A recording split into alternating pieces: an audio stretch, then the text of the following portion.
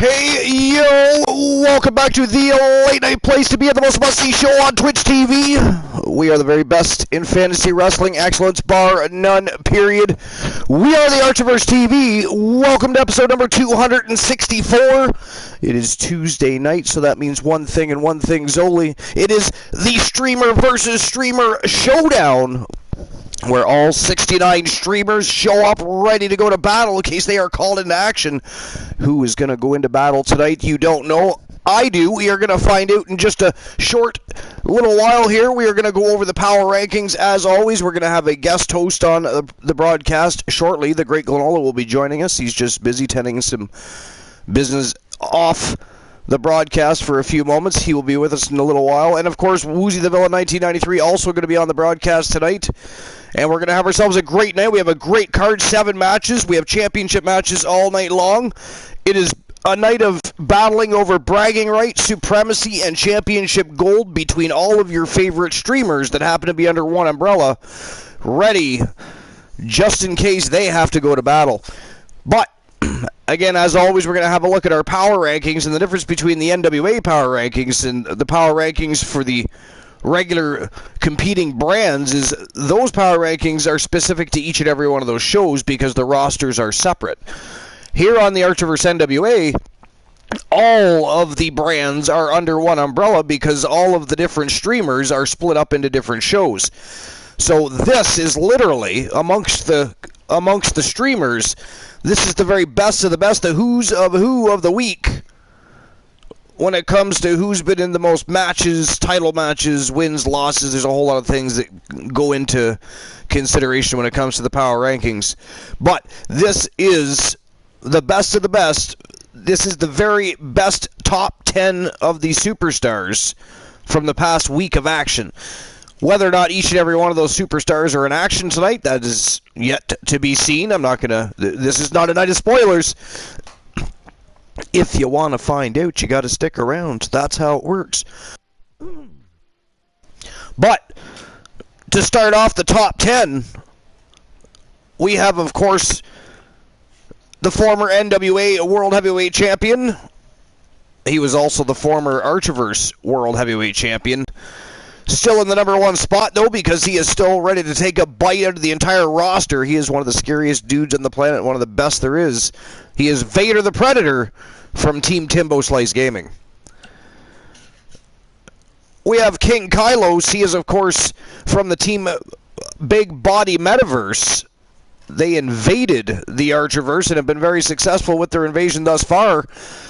They took the roster by storm and by surprise. Kylos, now a 2-time NWA National Heavyweight Champion and just won the WCW World Television Championship. He is on a roll, and of course Robert Santana, not on the list currently for the top 10, as you can see, but he is one of his partners in crime, and I say partners because rumor has it there's going to be others coming over. We do not know who. We do have people paying attention to the situation. They are staying very close to those involved, but apparently there may be more from the Big Body Metaverse coming to invade, along with Santana and Kylo. Santana, though, is the NWA United States Heavyweight Champion, so both have been very successful with their campaign in invading the Archiverse so far. Sitting in the number 3 spot, she is the undisputed queen of the Archiverse from Team Distinct Cone. She is also the NWA Women's World Champion. She's the Viking Rose Brewer. Number 4 spot, she's the former and inaugural Archiverse Mixed Match Challenge World Tag Team Champion, and she's the reigning, defending, undisputed WCW Women's World Champion from Team Tiliana Pierce, the Anomaly Tia Stevens. The reigning, defending NWA World Heavyweight Champion, who's still climbing those rankings even though he's a champion. He did drop out of the top 10 for a short spell, so that's actually a big leap in the power rankings for him over the past couple of weeks. But he is from Team The Ornery Knight, and he is stunning Marshall Omega. Number 6, He is the undisputed king of the Archerverse from Team Snorhawk 64. He's the A-list king, Carlos Hawkins. Number 7, we have Kevin Sammartino, the savior, the self-proclaimed savior of the Archerverse. And, of course, obviously for Vinny K's roster, more importantly, because he's not on the Archerverse roster. To be clear, his proclamations are out there. But he is the WCW X Division champion. Sitting on the number 8 spot, one of the 3 from the place to be, Trigger Talk TV. He's one of the tons of Funk Boys. Multiple-time World Heavyweight Champion, Tag Team Champion, and he is the reigning defending NWA World Television Champion, Kareem Key Woods. He is the villain of the Archerverse.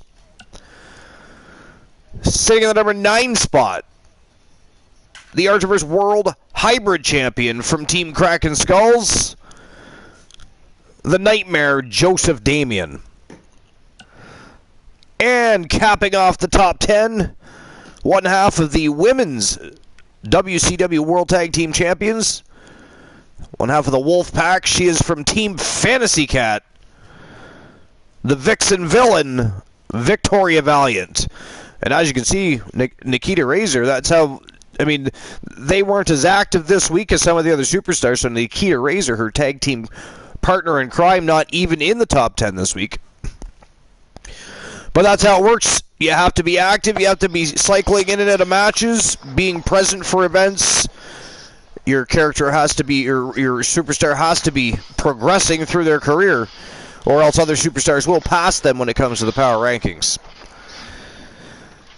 All right, sounds like the great Glenola's back to the broadcast. Welcome to episode number 264, Glenola. The streamer versus streamer showdown, the Archerverse NWA. What's new and exciting? Not much. I'm just trying to figure out, because one of the most active superstars ain't even in the top 10. Yeah, there's a few not in there. You know, the Wolfman's probably the most active. He appears on every show, kicking that, you know, getting into fights. Yep. But other than that, I mean, the power rankings are pretty accurate this week. Oh yeah. I personally would have put Severn where Valiant is, and maybe even switched a couple around. But hey, it happens. It happens. Yo, Boss Apollo, welcome to the show. Welcome to episode number 264, my friend. Streamer versus streamer showdown, the Archerverse NWA. We got a great card planned for this evening. Championship matches all night long, as per usual. This is the night where all your favorite streamers gather together under one umbrella. They are ready to go to battle to fight over championship gold and bragging rights. It's going to be a fun evening. And I have a surprise dark match for everybody tonight. It is going to be a great go-home happy match for the evening.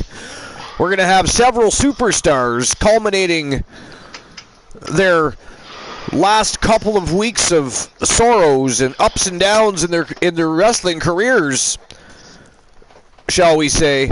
And they're going to get to work their frustrations out just a little bit. They're going to get in the squared circle and throw down. And exactly what I mean by that, I'm not going to tell you right now. We're going to leave that for the dark match main event. We have a badass card to get through for the streamer versus streamer showdown. And we're going to get to that in just a few moments. So, Glenola, what's new and exciting on the Team Glenola front? We know that there's been discussions of either a potential brother coming into the business, or perhaps a sister that might beat him to the punch. I don't know what's... Well, I'm not exactly totally sure of everything there. I just know Severn is a little bit nervous thinking about it. Severn is nervous thinking about it. Oh, yeah. Him and his brother have had some issues in the past. Okay, explain.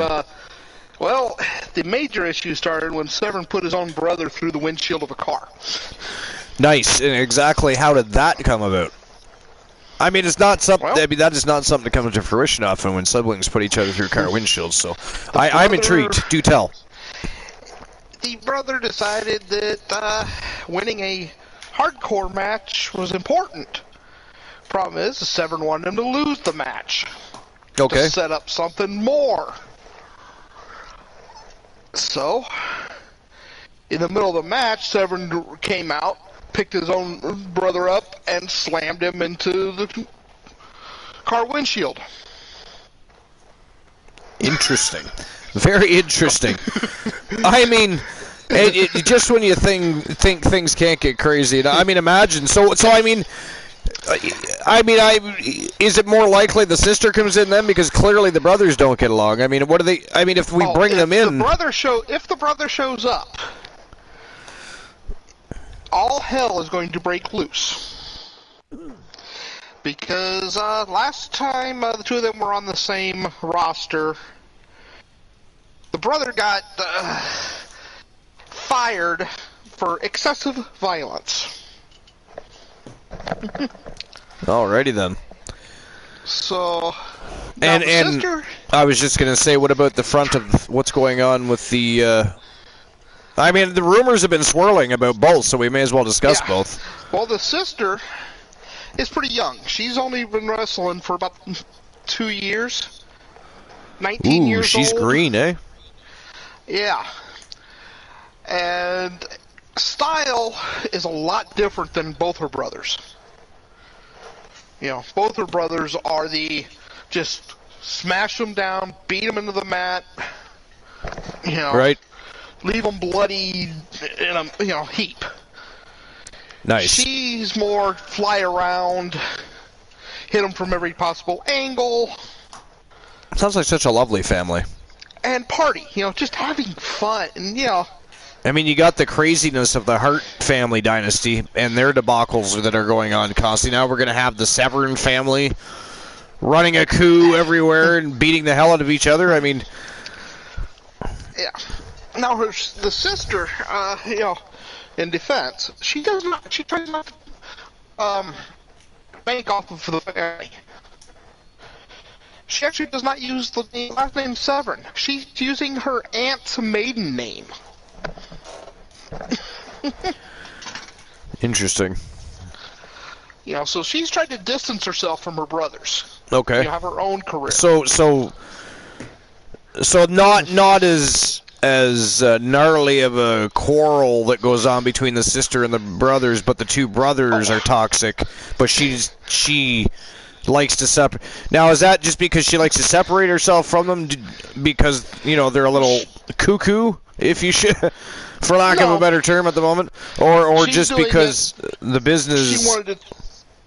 She wanted to make it on her own. I was just gonna say, does it have more to do with the business side of things? Yeah. She wants to see if she can do it on her own, but is she ready for the craziness that is the Archerverse or Vinny K? Vinny K. Even Vinny K's women's division is fantastic. Yeah, I think she is. At least for the shot. And it's not that she's the sane one in the family. Clearly. I mean, at this point, I'm wondering if anybody. Oh, that's not telling very much about that family now, is it? Wow. Yeah, Severn is the sane one, the man says. Boss Apollo says, dark matches request Big Razor versus Vader on the next show. I'm not paying attention. Was something redeemed? I don't see any redeems. Well, I guess he doesn't have to redeem because it's a non-title. Vader has no title at the moment. Gabriel Michaels is the WCW World Heavyweight Champion now, and who is holding the Archerverse World Heavyweight Championship? I don't know. Actually, I thought Vader still did have it. Yeah, Vader won last night against Adrian Adorable in that tournament. But I had to step away, so I don't know if there was a rematch or something. Well, let's have a quick peek, shall we? Because something's weird. Oh yeah, that's right, Kyle Brewer. How stupid are we? Kyle Brewer won it. Oh, there was a rematch last night? I forget how that happened now. I just know that Kyle Brewer beat Vader.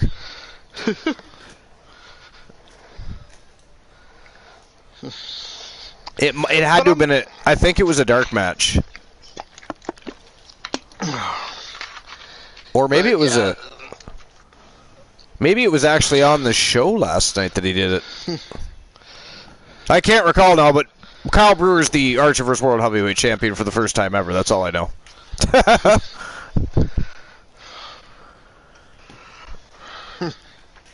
Of course, last night was a lot of weird things happened.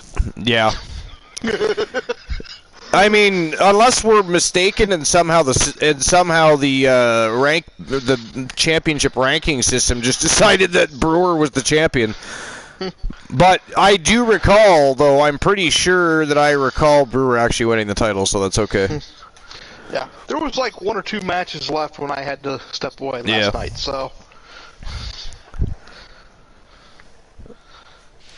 Alright, so that's the answer to our question. Alright, there we go. That's why Vader does not have the title. Because Kyle Brewer is the new champion. And there's a look at the new Wolfman, if you want to have a look quick there. Well, not new Wolfman, just much sexier looking Wolfman. He looks like he's ready to rock and roll. He's a little country, he's a little rock and roll, but he is all Wolfman now.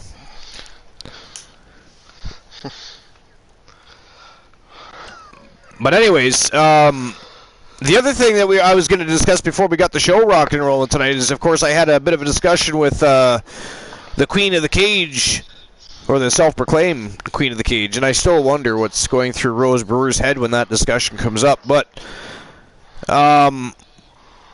Cheyenne Cage, the newest addition to the WCW Thursday Night Thunder women's roster, found out that she was getting so she is now undefeated in dark matches and also undefeated in her very first televised matchup. She's doing very, very well. So she is, of course, being recognized and receiving an NWA Women's World Championship matchup tonight. So she caught wind of that and immediately broke silence and made a statement on social media. Said, "Good, I love a great challenge. Thank you for this great opportunity. Archer and Archerverse, WCW, I will fight for it. I will fight for you and all the fans and more as your Royal Cage Queen." And then she sent a video of herself pumping iron in the gym prepping for the evening's events. So she is excited and ready to rock and roll for tonight. She'll be facing Rose Brewer, which I hope she's ready, because Rose Brewer, a beast. She is a double champion. She's the undisputed queen of the Archerverse, and she is also the NWA Women's World Champion, and she's held that championship for quite a spell now, actually. So that is a tall order for anybody, much less the likes of Cheyenne Cage, who's still new to the big leagues, if you will.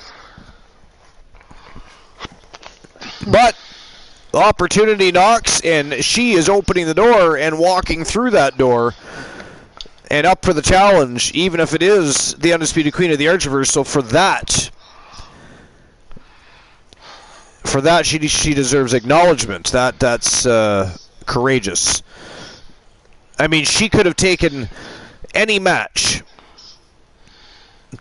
that she thought might help further her and advance and build her record up a little bit, and she chose, after just 3 matches, to accept a very high-profile matchup with the likes of the Viking Rose Brewer. That can be good, or that can backfire big time. It could go either way. Well, all right, so there's lots to discuss, but I mean, this is the Archerverse NWA. We can talk all night while we're having our fancies tickled for us. It is time to get the show on the go. It is showtime and go time. Episode number 264 here at the Late Night Place to Be in the most must-see show on Twitch TV. We are the very best in fantasy wrestling excellence, bar none, period. Let's get the show on the road. Streamer versus streamer showdown. Let's go.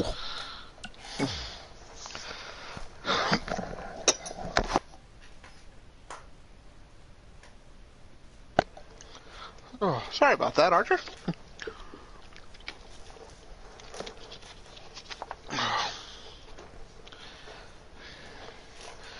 Well, let's see. The Wolfman's opening it up, talking on the mic. Hell, maybe we'll get lucky and a fight will start off to open the show.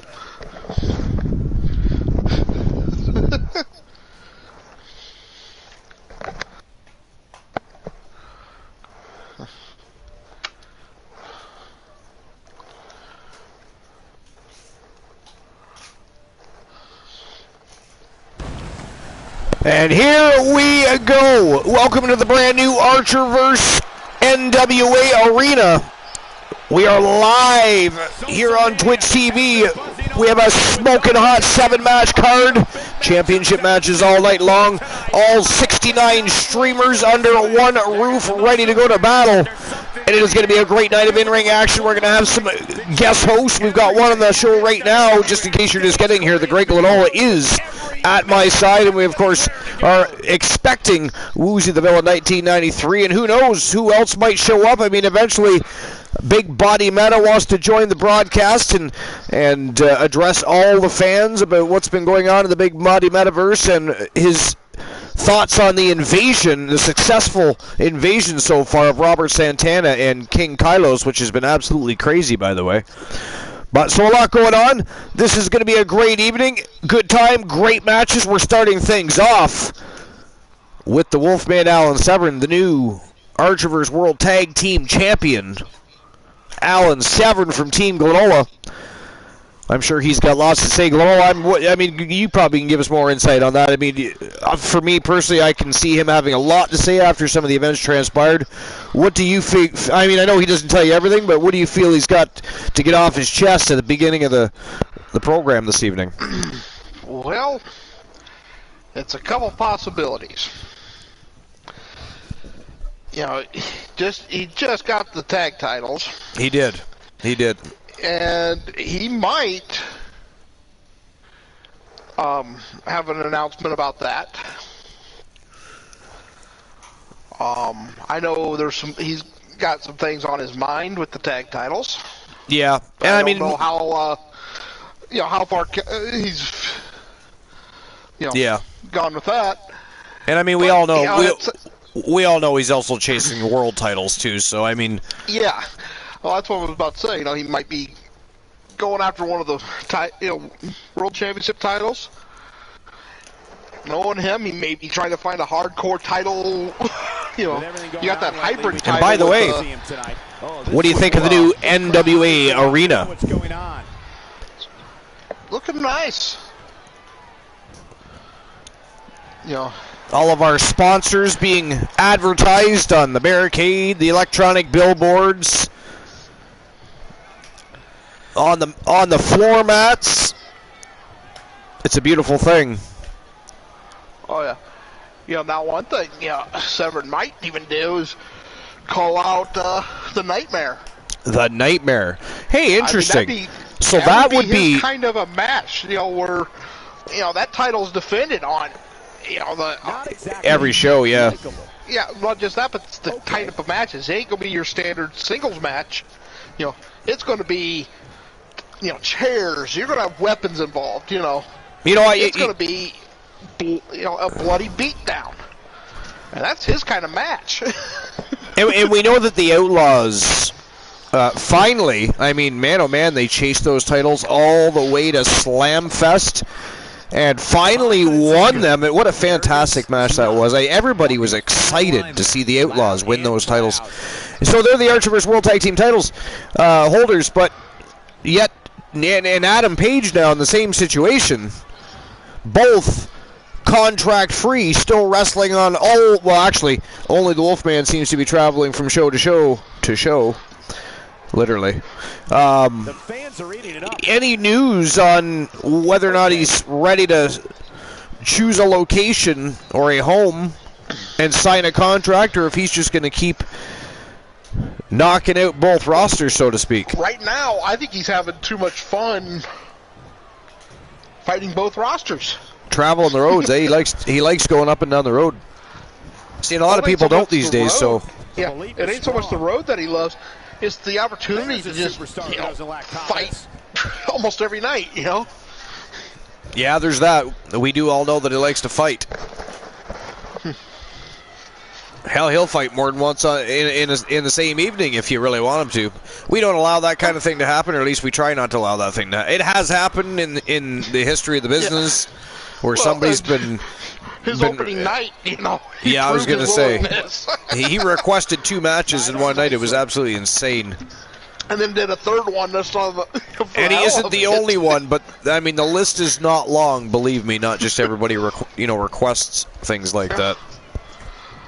But, and once he achieves, like, a title,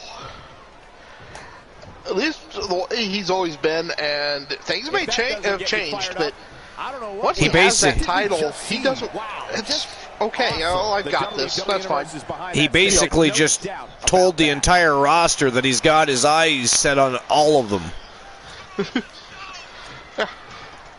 Leave it to Severn to just challenge the whole locker room. I mean, but yeah, isn't the new NW Arena looking spiffy?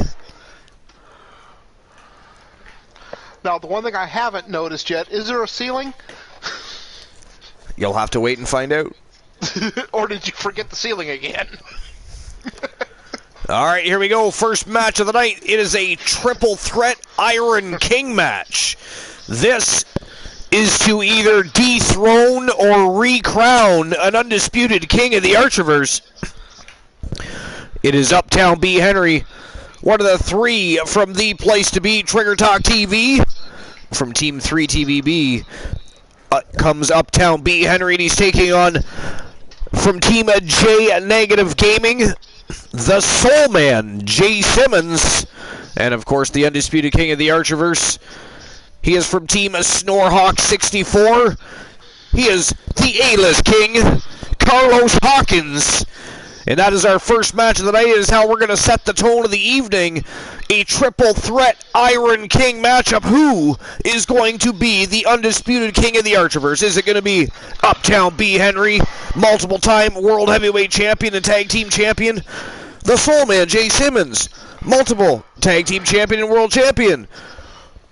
Although he has not been the WCW World Heavyweight Champion, he still does pretty much always participate in matches on WCW Thursday Night Thunder, but as of late he's been just like Carlos Hawkins and Alan Severn. He too has been sniffing the Archiverse doorstep as of late, so it's very interesting what's been up with J Negative Gaming and the Soul Man Jay Simmons as of late, so I'm very interested to see what I would love to see the Soul Man on the same roster as the Iceman Christian Hart, rather than just seeing them at pay-per-views and on the Archiverse NWA. Imagine the rivalry there. Imagine, if Team Christian Cool just catching wind of that possibility, he will be fuming, he will be ranting and raving, and Glenola and I will be very happy people. Very happy people. Indeed. What do you think, Glenola? Wouldn't that be exciting? Yeah. The rivalry between Team Christian, and that's the funny thing. They have only battled at pay-per-views on occasion, less than a handful of times, and yet somehow Team Christian Cool absolutely detests Team J Negative Gaming. It's crazy, the battle there, the rivalry that those two have had. Do you understand it going? Because I never have. I've never quite understood it. Well, Cool doesn't want anybody showing it, or Christian doesn't want anybody showing him up. I knew you were going to go somewhere on that. Poor Team Christian Cool. Doesn't want to get shown up. And the Soul Man You know. Yo, DC, we're doing good. Thanks for being here. Welcome to episode number 264. Streamer versus Streamer Showdown, baby. We got a lot going on tonight. By the way, the Viking Rose Brewer is in action tonight, taking on the newcomer, the undefeated Cheyenne Cage. It's going to be a great matchup. That's in just a little while. But our first match of the night is really going to cook the house tonight. It is going to set the tone and the bar, quite likely. This is a star-studded cast jumping into the squared circle. Three of the best in the business today in a triple threat Iron King matchup for the undisputed king of the Archerverse.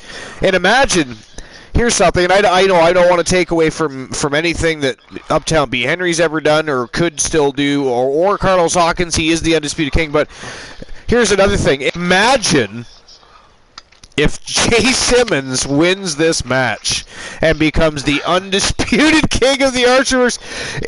Not only is it a possibility that Jay Simmons, right? Because Jay Simmons is here. He's in this matchup, right? He's a Thunder superstar.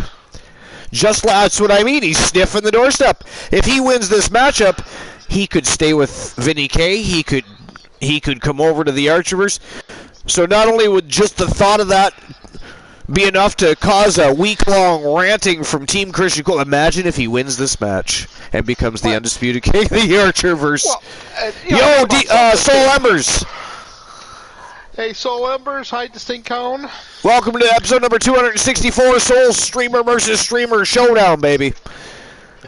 But something else I think maybe involved in the animosity between Christian Hart and the Soul Man.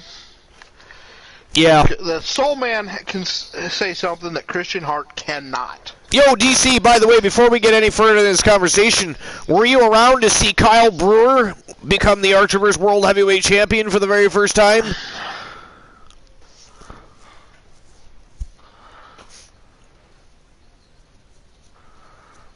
Fantastique. Happy to hear that. I wasn't sure. I couldn't remember because I know you were in and out because you were waking up the kids and you were, partying, doing a little dance, drinking a little vodka. Strange thing to do in the middle of the week, but I guess if you hang out with Woozy, the Villa 1993, you might be a lush by now. But anyways, if the Soul Man Jay Simmons was to win this matchup, it would absolutely eat Team Christian Cool alive. But that could be a lot of fun. That could be a lot of fun. The Soul Man can say something that Christian Hart cannot. Soul says get down tonight. Make a little love. Get down tonight. Yeah. The Soul Man took Alan we forgot to do a little dance. Limit and won. Well, Christian Hart has never taken him to the limit and won. No, that's true. Instead, he taps out to a hammerlock. You know, I can't help but to be weirded out. I can't help to be just the in-ring performance lately from the Iceman Christian Hart has been just off, hasn't it? It has. I noticed. Strange, very strange. You don't see that from Christian Hart very often. So it makes you wonder what's going on. I mean, maybe the Hart family dynasty war is getting to him. I don't know. We haven't even seen the Bulldog or Owen Hart in probably a couple of weeks, so I don't know really what's going on in that area of life for them, but who knows? I just noticed that he was off his game. Well, clearly, he's off his game. Kind of goes without saying if you've been paying attention and watching what's been going on with the feuds and the rivalries that Christian Hart's had, because obviously the dynasty rivalry is an ongoing, lifelong battle. That is not the only feud he's had. So, I mean, he is still trying to get back into the title hunt after losing his championships and having a bit of a string of bad luck. So, but anyways, enough about Christian Hart. Right now, it is about the A-list king Carlos Hawkins from Team Snorhawk 64. Is he going to remain the undisputed king of the Archerverse, or maybe Team J Negative Gaming and the Soul Man Jay Simmons become the undisputed king? Or perhaps Uptown B. Henry from Team 3 TVB and the Trigger Talk TV boys, Tons of Funk, are going to party tonight if Uptown B. Henry brings home the undisputed king of the Archiverse Championship crown and robe to the Fam Jam. It's going to be an interesting evening. Either way, streamer versus streamer showdown, episode 264. The host with the most, two of the guest hosts with the most. It is time to get the show on the go. It is showtime and go time. Let's go. And welcome to the broadcast. Woozy the Villa 1993. You are late, but not too late. That's okay. You made it to the first match of the night. Congratulations, sir. How are you? I am good. How are you? I'm great. What do you think of the new NWA arena?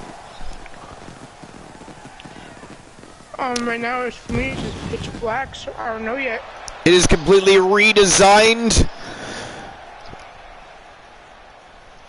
and looking sexy as hell. We've got all of our sponsors being advertised on electronic billboards, on barricades. The undisputed professional ring championship. Introducing the challenger. How's it going? Representing power and glory. That's going with you beside your because being fighting these spots there. And by the way, in case anybody missed it, this matchup is a triple threat Iron King match. All three superstars will have an allotted amount of time to get as many pinfalls or submissions as possible before time runs out. The winner will be crowned the undisputed king of the Archiverse. Sorry, guys, I just wanted to make that clear. Guys, he's been waiting a very long time for this match here You're tonight. good, Archer. Yes, he has, but he's going to be waiting even Well, you guys were having a bit of a conversation there. I didn't want to interrupt, but I wanted to make sure that was clear, just because it's not very often you see a triple threat Iron Man match, if you know what I'm saying. No, it is not. But this just isn't anywhere. This is the Archiverse TV, baby! We are the late night place to be in the most must-see show on Twitch TV. The very best in fantasy wrestling excellence. Woozy! Bar none, period. You didn't even finish it. Glenola would have had that. I should have went to Glenola. Glenola would have had it. You should have, but You didn't even finish the sentence. It's all right, fine. The great Glenola will cover you next time. But anyways, what do you think of the new NWA arena? Isn't it looking beautiful? Yes, it is. Look at that giant globe. That was actually Alan Severn's idea. I'm not really sure why the hell he requested, but he was really so Glenola. You didn't tell me Alan Severn, before he was a professional wrestler, owned his own construction business. He got right into the involvement of creating the new arena and everything. It was crazy and weird, by the way, to see Alan Severn show up in a pair of coveralls with a hard hat, and we were like, what in the hell is going on around here? What is that? What is Severn? And he was hands-on like a motherfucker. I think he stole some equipment too, by the way. Just saying. Well, he might have. I'm pretty sure that he took some saws. You're absolutely right, Michael. A win here tonight not Pouring only makes him concrete champion, but is a very handy skill. Yeah, well, you learn something new every day about Alan Severn. But in any case, he had this weird idea that the Archiverse National Wrestling Alliance, a world-famous promotion, should have a giant globe present on, I mean, I don't know. I'll be honest, it does look great. The arena looks fantastic. They all did a great job. Severn's guidance during the rebuild process was I mean, well noted. I mean, yo, thank you for the 100 tiny little beautiful gems. Appreciate that. So, And here comes the reigning, defending, undisputed Archiverse. Actually, he is the undisputed king of the Archiverse. From Team Snorhawk 64, he is the A-list king, Carlos Hawkins. And as you can see, Carlos Hawkins has his new logo on his robe. Introducing the champion. And a new robe. Evolution. And a new robe, yeah, he's Got a little bit of a different look. I didn't even actually notice until you mentioned that. He is the Carlos, the King. Yo, Soul Embers, we already have a dark match tonight, buddy. Chances here tonight. I love him. I'm not like everybody else, Cole. It is a bit of a surprise, but it is going to involve more than one superstar, and each and every one of them have had ups and downs over the past couple of weeks, so they're all looking to get back into the spotlight and into the title hunt, so to speak. So we've got a matchup for them. It is a match for you, but it is a surprise for later. Stone wants his belt back. Well, hey, listen, if there's enough time left over, we will talk about that. Yo, a gift sub to Tony USP offered by the great Glenola. Thank you for the sub. Thank you for the biddies. What a great way to start the show. We got ourselves a triple threat Iron King matchup for the Undisputed King of the Archiverse. We've got a sub offered by the great Glenola. Bits being dropped. We've got great people in the chat already. The army is forming in full force already. It is a fantastic night here at the Streamer versus Streamer Showdown, and we now have ourselves a furry friend being added to the broadcast. That is fantastic. What is the furry friend's name? Name is Lily. Name is Lily. Hi, Lily. What's going on, Lily? What's going down in Lilyville? Woozy did not share the fact that he had a four-legged little friend. A participant must be ready to Well, technically, Poor Lily. I mean, yo, Bromer! The mod with the most is in the house. You all better behave. He will ban each and every one of you, including myself. So, no joke. Be on your best behavior. So, any villainy gone down yet tonight? Oh, what's that? Villainy? No. I mean, it's the Archiverse NWA. Not much villainy usually happens. This is not a great night for the villainy, you know. I mean, think about it. I mean, it's a relaxed, chill night. We're all having a good time, just having conversations, watching great matches. What kind of, I mean, other than making me have a swear jar or something like that, I mean, what else are you going to do?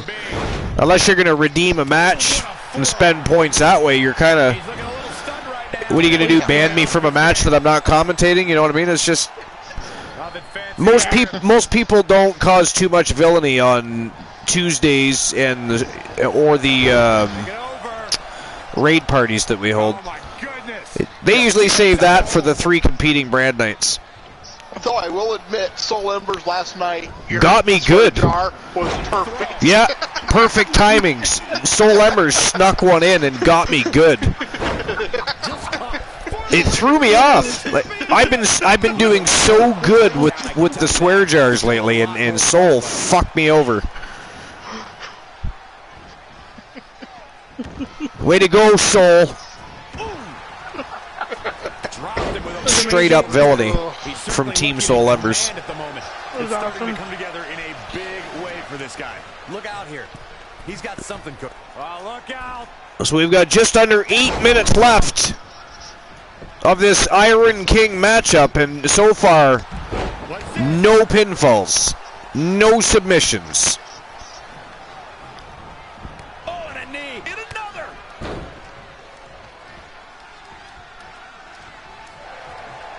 Abdominal stretch. It's locked in. This is a great way to wear it out. Soul says you Ooh. hit me below the belt. Is it enough to retain the championship? Soul, we always hit you below the belt. For a pinfall at this point. He's not giving up that easy. Ooh, neck breaker. The champion into the cover. Ooh, I actually thought that Hawkins was going to let him pin him there for a second. I thought, you know, it's not elimination. I mean, if somebody gets a fall and nobody else is able to achieve one, and that time runs out, that person wins. Oh, super kick to the face. And he breaks up the pinfall. I like how Henry just covers up Simmons after Hawkins super kicks him in the face. Suplex. Here we go again. Oh! Spanish flyer. A soul slam. I haven't seen that in a while. Just sending a message there. Team J Negative Gaming going after Team 3 TVB here. Reversal. What a counter. This superstar Ooh. building incredible momentum. Simmons unleashing with some lariats. Start doing it. Down and out moments ago. Back in it now. Massive double foot stomp.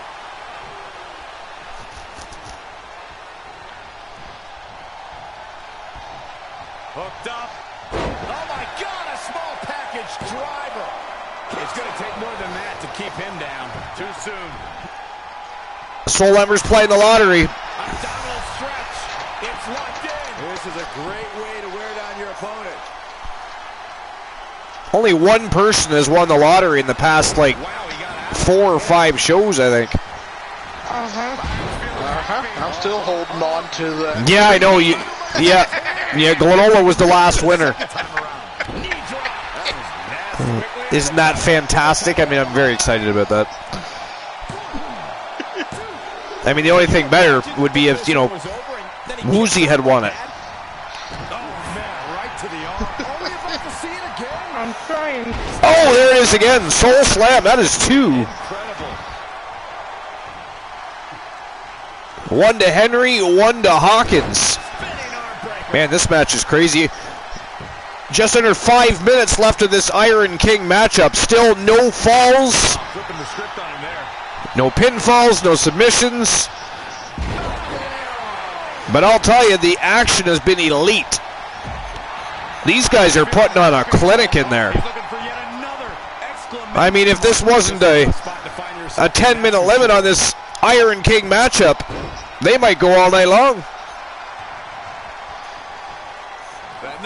Reverses. Here comes another one. Uh-oh.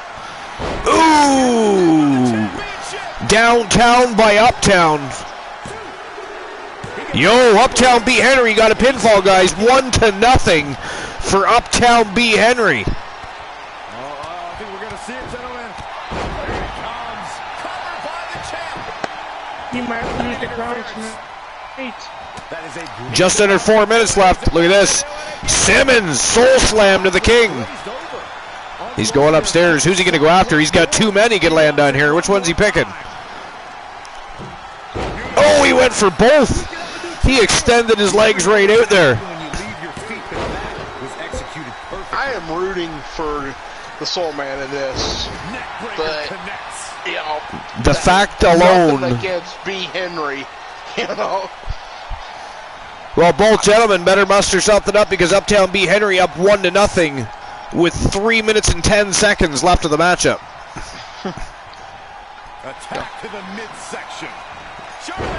Oh, right to the back of B. Henry. That was vicious. For a schoolboy.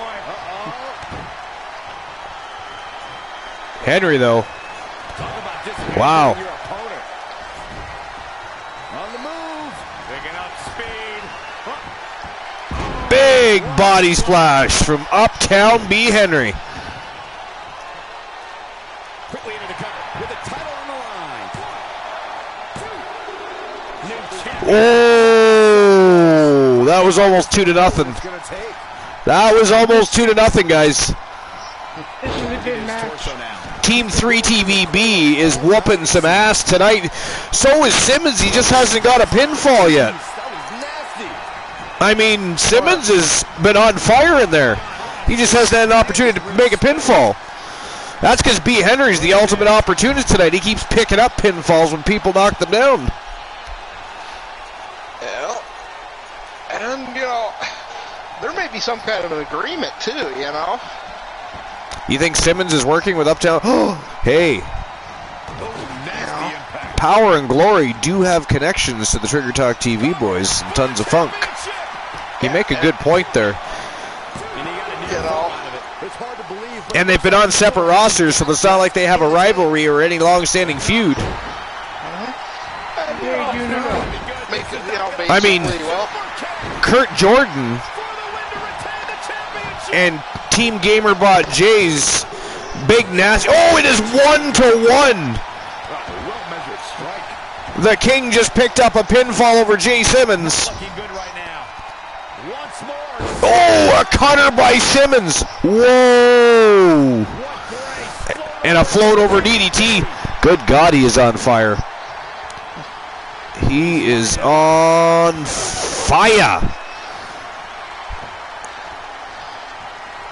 You know, but you can just set up with a, yeah. If you, why would he turn his back on like Henry like that? I don't understand that choice right there. That was silly. Oh, look at this. Yo! The King Stomp. Wow, he's up 2-1. The Undisputed King and the Archerverse up 2-1, guys. What a comeback. Wow. What a fucking comeback. Look at this standing moonsault. Henry kicks out. 6 seconds left. Wow. Man, we're never going to hear the end of it. Team Snorhawk 64 defeats Team J Negative Gaming and Team 3 TVB in one night in a triple threat Iron King matchup. Ladies and gentlemen, the winner of the match, and still the Archerverse Undisputed King from Team Snorhawk 64 is the A-list King, Carlos Hawkins. And that is crazy, guys. That is like Woozy said, that's a huge comeback. I'm sorry, but for me, that match was going to be coming down to Jay Simmons or Uptown B. Henry. And the King, resilient and full of heart, held on, held strong, made a comeback, and oh my good God, he is still the Undisputed King, guys. Look at Simmons still laying outside the ring. Look.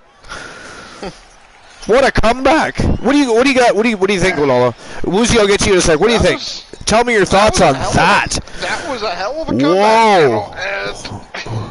And what a way to open the show! Surprised, but what a way to open the show! Like holy shit, they tore it down. Like I said, imagine if there was a longer time limit. I mean, those guys would have brought the house down. There might have been no ring left. Yeah. And Distinct Cone, that is a great song. I love that song. Every time he fights, my mind goes, Uptown Girl. She's been living her Uptown world. Wow. That's Frankie Valli, isn't it? No. Billy Joel. Billy Joel? Because you know what? Frankie Valli, I'm pretty sure Frankie Valli also covered that song. Well, now you're going to make me look it up. Yeah. I mean, Frankie Valli used to cover a lot of people's songs. They had their own music too, but they used to cover a lot of people's songs, so who knows. But I can hear that voice singing that song. And it isn't Billy Joel I'm hearing.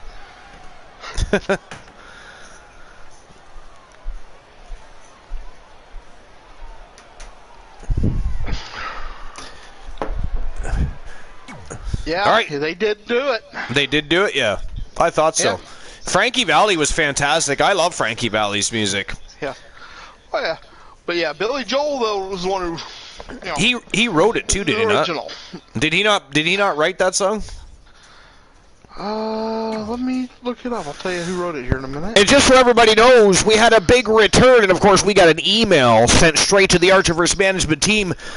The return of Team the Doghouse and Dogface was present and live on Twitch today, and Mitchell Vaughn is in town, in the house, and ready to hit the squared circle. He signed on the dotted line. He's going to take on the villain of the Archerverse. Also, from the Trigger Talk TV boys and tons of funk, he is from Team I'm Just Key, the villain of the Archerverse and reigning defending NWA World Television Champion, Kareem Key Woods. It is Mitchell Fat Lad Vaughn versus the villain. NWA Television Championship on the line. It is showtime and go time, and that is our next matchup of the night, boys. What do you think? What do you think? Oh, I'm definitely going Kareem Woods on this one. You're going with Woods? All right. Woozy? Vaughn. Vaughn, and by the way, Woozy, seeing how you didn't get a chance to answer the question, Glenola and I kind of ran away with the show on you. You got to keep up with this, man. That's you're off your game tonight, sir. Put the nuggets down. Stop sipping the straw. Forget the fact that you're a lush for one moment and join the broadcast team with the rest of us. So, we would like to know your opinion on that matchup. Woozy, what did you think of the opening match? I mean, that was a great way to set the tone, the bar, what a match. They put on a clinic. But what did you think of Carlos Hawkins' performance? I mean, holy hell. And by the way, let's let Snorhawk64, because their team their boy was in action, but their team was stuck in traffic, so they have no idea what's going on right now unless they're listening via satellite radio. But let's not discuss this with Storehawk64. Let's let him figure this out on his own, because we will never hear the end. No, we won't. I mean, he beat Team J Negative Gaming, and he beat. I lost my train of thought there. Who did he fight again? He fought Simmons and Uptown B. Henry. So he beat Uptown. So he beat Team 3 TVB. I mean, in one night. It started out fantastic. Right? B. Henry took the lead. It is insane. And Hawkins ended up saying, "Fuck you, this is my title.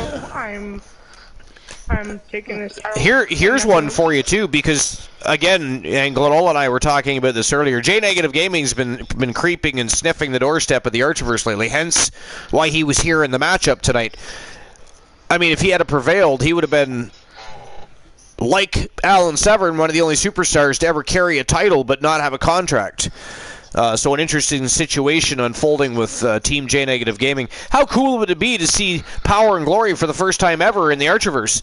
They have fought in Archiverse rings, but usually on invitation. They've never actually been on the roster. They've always been staples in WCW, which is why the Tons of Funk Boys have never had a full-blown rivalry with Power and Glory. So how cool would that be? Also, how funny would it be to have Jay Simmons on the same roster as the Iceman Christian Hart?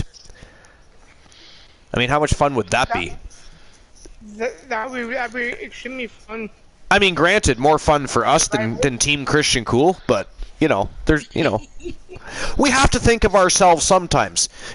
Amusing worrying about the masses and the fans worldwide, and of course the army present in the chat. We have to make sure everybody's entertained and taken care of. But once in a while, we have to think of ourselves. We have to take care of ourselves and maybe treat ourselves to just a little bit of joy.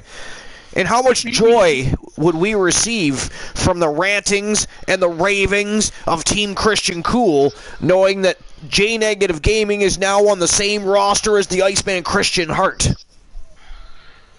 That'd be phenomenal, but we just so can't much have fun. Christian Hart inside a Royal Rumble at number 30, though. Well, we got to make sure we can keep him inside of a squared circle longer than 30 seconds if he's going to hang with Jay Simmons. Because I got to tell you, Jay Simmons, from what the ladies say, he lasts a whole lot longer. Just saying. It's just what I hear. I can't confirm or deny anything. But anyways, while we continue our conversations, I think we keep forgetting this is the Archiverse NWA. We can talk and watch. We are good at the multitasking, we are. Well, actually, Glenola and I are. Woozy the Lush, not so much, but he has to learn to keep up. So we're going to keep the show going. It is showtime and go time for the NWA World Television Championship. Mitchell Vaughn, Fat Lad from Team Dogface, taking on Team I'm Just Key from the Trigger Talk TV boys. And, of course, member Tons of Funk, the Villain. Championship goal on the line. Let's go. It is go time. Or just have Christian Hart take out to the Hammerlock. Well, The following contest. Woozy, though, before Christian Cool shows up tonight, which he probably will be present at some point tonight, it is... Although he doesn't always show up for the Archiverse NWA, but he does tend to... He missed Slamfest, and he's kind of beating himself up over that. He totally forgot about it. which is why he was streaming while we were still live. But I told him I would have been upset if he had decided not to stream, because you can't just cancel your stream so you can support the Archiverse for the night. If you regularly stream on a Sunday evening and I have a pay-per-view on a Sunday evening, guess what? Sorry about the Archiverse, damn luck. You got to do your thing. You do?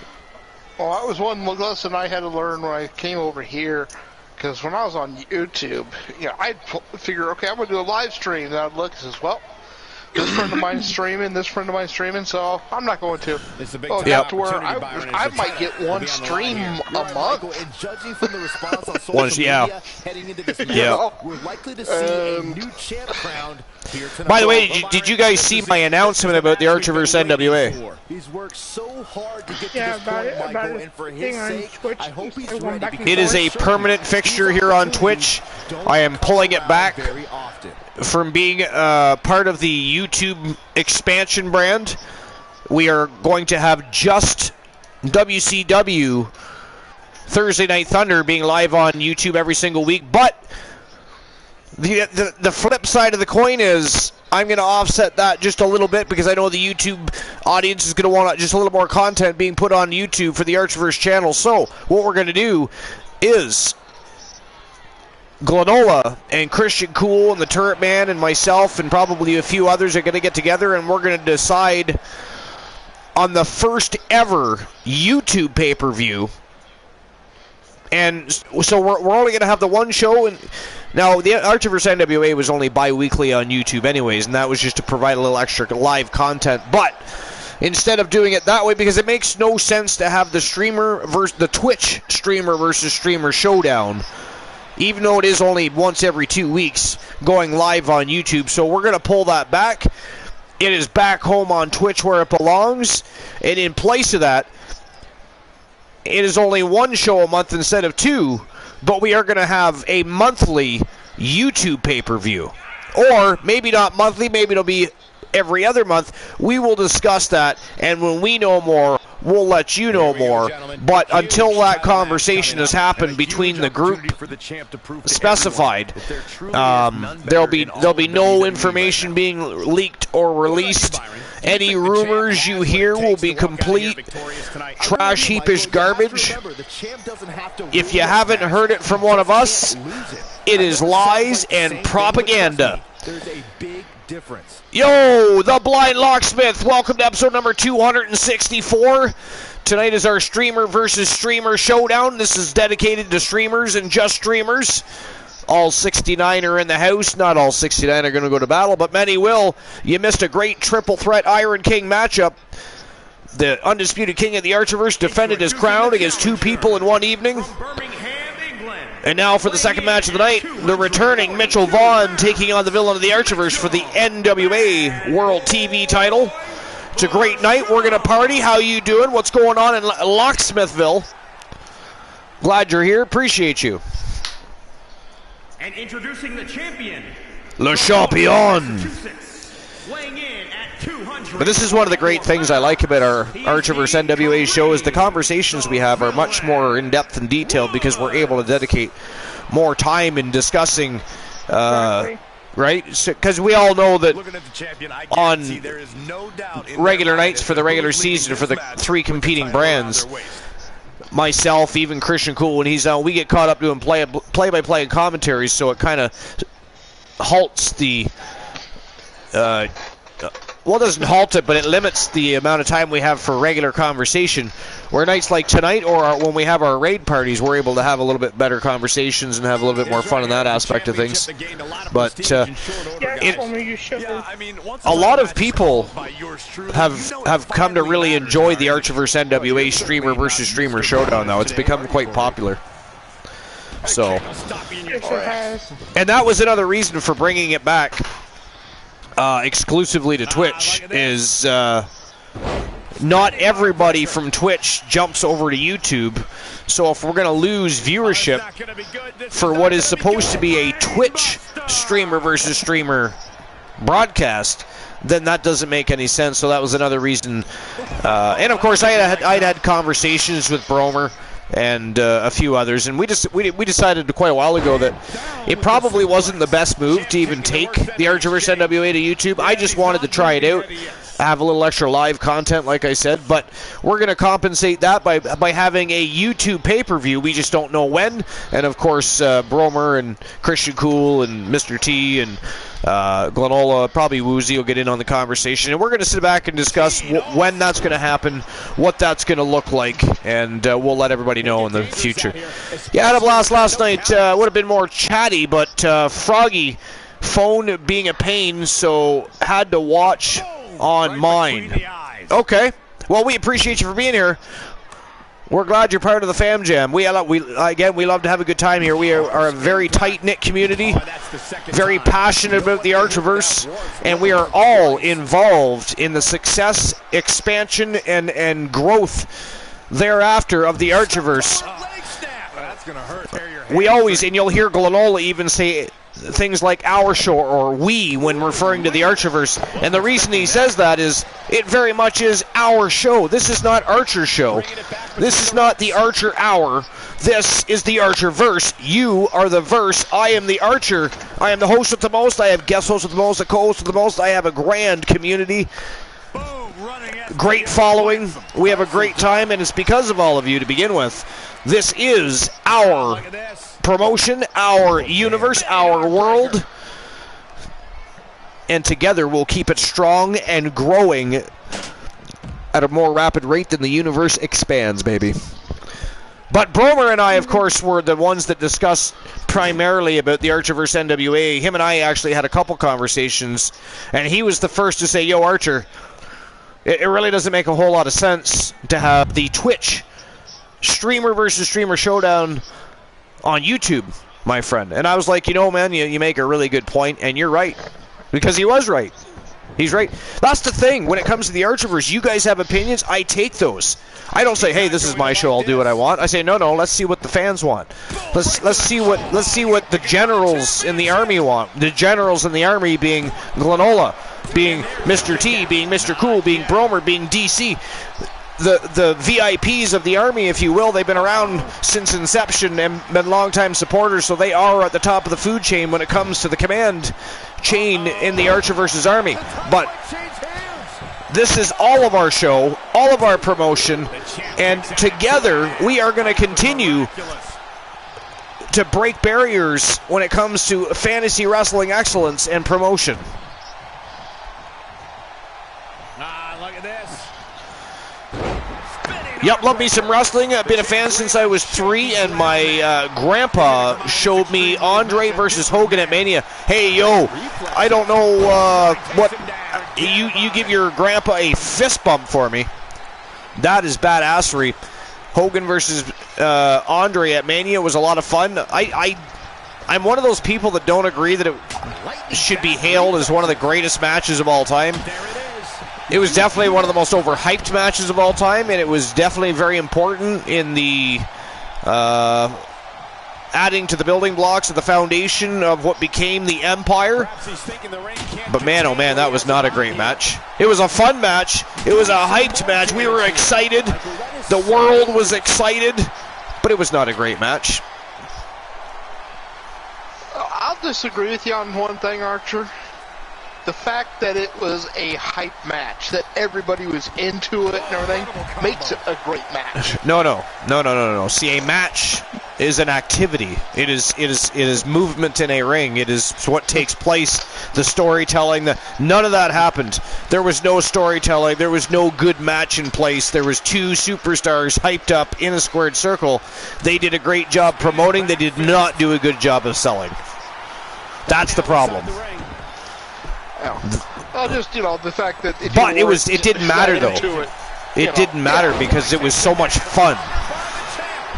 It was so much fun. Sometimes, as long as the build is good and it's a great time, the match doesn't have to be great. It just has to be good, and it has to involve people that can really sell that match.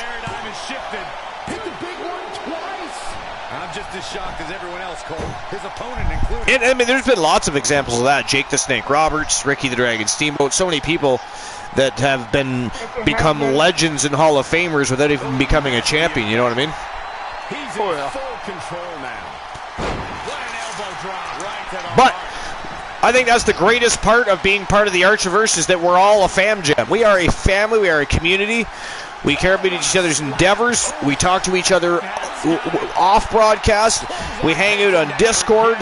I mean, the things we accomplish as a community, and think when you guys, like, I don't know what you guys, what your perception is, what I do behind the scenes, but when I'm redesigning things, when I'm making new titles, when I'm trying to come up with new evolutions for all your superstars to keep them fresh and relevant, like any other superstar in professional wrestling has to do from time to time, I always make sure I keep history and present conversations and likes and dislikes and things that I know from conversations we've had about directions you'd like to go, potential storylines, and all that stuff. I keep all of that in context and in the top of my mind when I'm doing all of my creation. Because again, like, look at Alan Severn. We've changed Alan Severn's wardrobe how many times in the last little while? Right, because we did not, three times in the last couple of weeks, because we're Alan Severn not necessarily entirely content with the quality of his wardrobe. He's a bit picky. He is a bit, and you believe me, you don't want to go there with him. You do not want to go there with him. No, you do not. I tried that. That conversation did not go well. It's like, I was like, Alan, you gotta try new things. You gotta, be fresh and current with the times. I mean, a middle finger and a belch while drinking a beer is not a response either, by the way. Like, not a response. I don't. Now, are you sure that was a beer and not a mixed drink in a can? Well, I don't know what it was, but a middle finger and a belch either way, not a. And then a follow-up groan, by the way, and I'm not sure what that means. I did watch Home Improvement with Tim Allen, but I still don't understand the grunting. I am not an ape. I am not an ape. So this is why I send other people to do interviews and conduct conversations with people, because the one time I say, okay, yeah, you know what, all right, I'll go down and I'll speak to Severn, and I get a belch, a middle finger, and a grunt. And actually, you're pretty fortunate you get they've only gotten that. What is fortunate about that? What is? See, this is the problem. Team Glenola thinks it's fortunate. Surgically removed, did you? I should have been fortunate that Alan Severn gave me the finger, burped in my face, and grunted. And again, I'm supposed to know what that grunt meant. I'm supposed to know. What am I, Tarzan? Am I motherfucking Tarzan now? I am not fucking Tarzan. But Archer, you're fortunate you didn't have to have a boot or other foreign object surgically removed. And then half the time you ask Team Glenola what's going on, and he can't confirm or deny things. Does Severn shit every day? I cannot confirm or deny. Like, what kind of response is that? Tight to his, Archer, you gotta be quiet now. Why? You swear jar. Well, swear jar doesn't keep me silent, Woozy. You don't even know what's going on. You know what, Glenola? We should boot him from the broadcast tonight. Number one, he's not keeping up with the times, and number two, he doesn't even know what the redemptions are. Tells me I got to be silent because of a swear jar. That's usually the best way to keep you from cussing now, ain't it? Maybe on a normal night, like I said, it's kind of one of those things. I mean, you got to really catch me off guard. But Soul Embers, he did the swear jar at, whoa, Mitchell Vaughn, good God. Ladies and gentlemen, picks up a huge victory in his return match, coming back from vacation. The winner of the match, a new NWA World Television Champion, Fat Lad Mitchell Vaughn from Team Dogface. Wow. And speaking of Dogface in the house right now. Can I please get a shout out for Dogface? Thank you very much. I'd appreciate that. And for Tiliana Pierce. And for Quasar. Can I get some shout outs, please? We've got famous legends in the house. We want to make sure we shout them out. Not Woozy, though. Do not shout out Woozy. Do not shout out the Lush that had too much to drink tonight and cannot keep up with the great Glenola and the host with the most. Ghastly and disgusting, by the way. Ghastly and disgusting. An amazing contest. Wow. Brand new NWA World Television Champion. Fat Lad Mitchell Vaughn. What a way to make your in-ring return after a 2-week vacation. Soak it up. That's a title match you're going to be See, talking Archer, about for your moms ages, don't even ladies and listen gentlemen. to you. What's that? Your moms don't even listen to you. I did get that shout out. Nobody gave shout-outs? No, I got my shout out. Oh, you got your shout out. Of course you did. Of course you did. Let's shout out the person that didn't care enough about this evening's broadcast to continually, thank the audience for welcoming him with warm reception to the broadcast tonight, and maybe pay attention to the teleprompter so that when the great Glenola and the host of the Most are discussing things and we acknowledge Woozy the Villain 1993, he should respond in due time in proper amount of punctual timing, by the way, Woozy. And here's another thing, you should know what your redemptions are. What are some other things? What are some other things Woozy could do to vindicate himself, if you will? One thing I cannot Well, you got to remember that Christian Hart likes to hit Archer below the belt, right, Woozy? Got to remember that. Why does Christian Hart like to fondle the no-no square so much? There's something wrong with him. There is something wrong with him. I'm telling you, I don't understand all the fondling. I mean, I'm not saying there isn't times where a reach around isn't a good idea. I'm just saying, All right, up next, we're going to have an in-ring segment with one of the newest newcomers. That was awesome. One of the newest superstars on the roster. He is Nathan Galaxy Alpha, better known as Galaxy, and he is ready to take the locker room by storm. Let's see what he has on his mind. I'm sure he's got lots on his mind. He's had a very successful run thus far since inking a contract. 2 successful dark matches. Tonight is his in-ring televised debut with the Archerverse NWA here on the Streamer versus Streamer Showdown. Let's see what Mr. Galaxy has on his agenda. What do you think, Woozy? What do you think of Nathan Galaxy? What do you think of his last couple of performances? Obviously, he won them, but what do you think of his performances, and do you have any expectations for Nathan Galaxy? I've never seen him fight before. You've never seen him fight before? Oh, he's had a couple of matches already. I thought maybe you would have seen him in action already. Oh, interesting. Well, I haven't quite seen enough of him yet to... Yeah, I know you've seen him wrestle, because you and I have already discussed Nathan Galaxy, and I agree. I'm with Glenola on this one, so I'll let him finish what he's going to say, but I agree 100% with Glenola on this one. Yeah, I haven't quite made up my mind yet. We'll see how the next couple of weeks go. See, this is another great thing about the Archerverse NWA. It's a night where we get to talk about some of the backstories and the history, the rivalries, the feuds that we don't always get to cover on the regular competing nights. The belief is strong. This is why I think everybody loves the Archerverse NWA so much. It's almost like checking out your news and rumors for the week on one channel. Oh, yeah. Now, I do have to say one thing, Archer. I am great, I know. Thank you very much. I appreciate that. But the issue I am the very best host on the face of the planet, broadcaster, play-by-play analysis. I am certainly, without a shadow of a doubt, the host with the most here on the late night place to be at the most must-see show on Twitch TV. And of course, I deliver the very best in fantasy wrestling excellence, bar none, period. Thank you, Glenola, for bringing that up. That is a wonderful fact that everybody needs to understand and know. I appreciate you. You deserve a raise, sir. Yeah.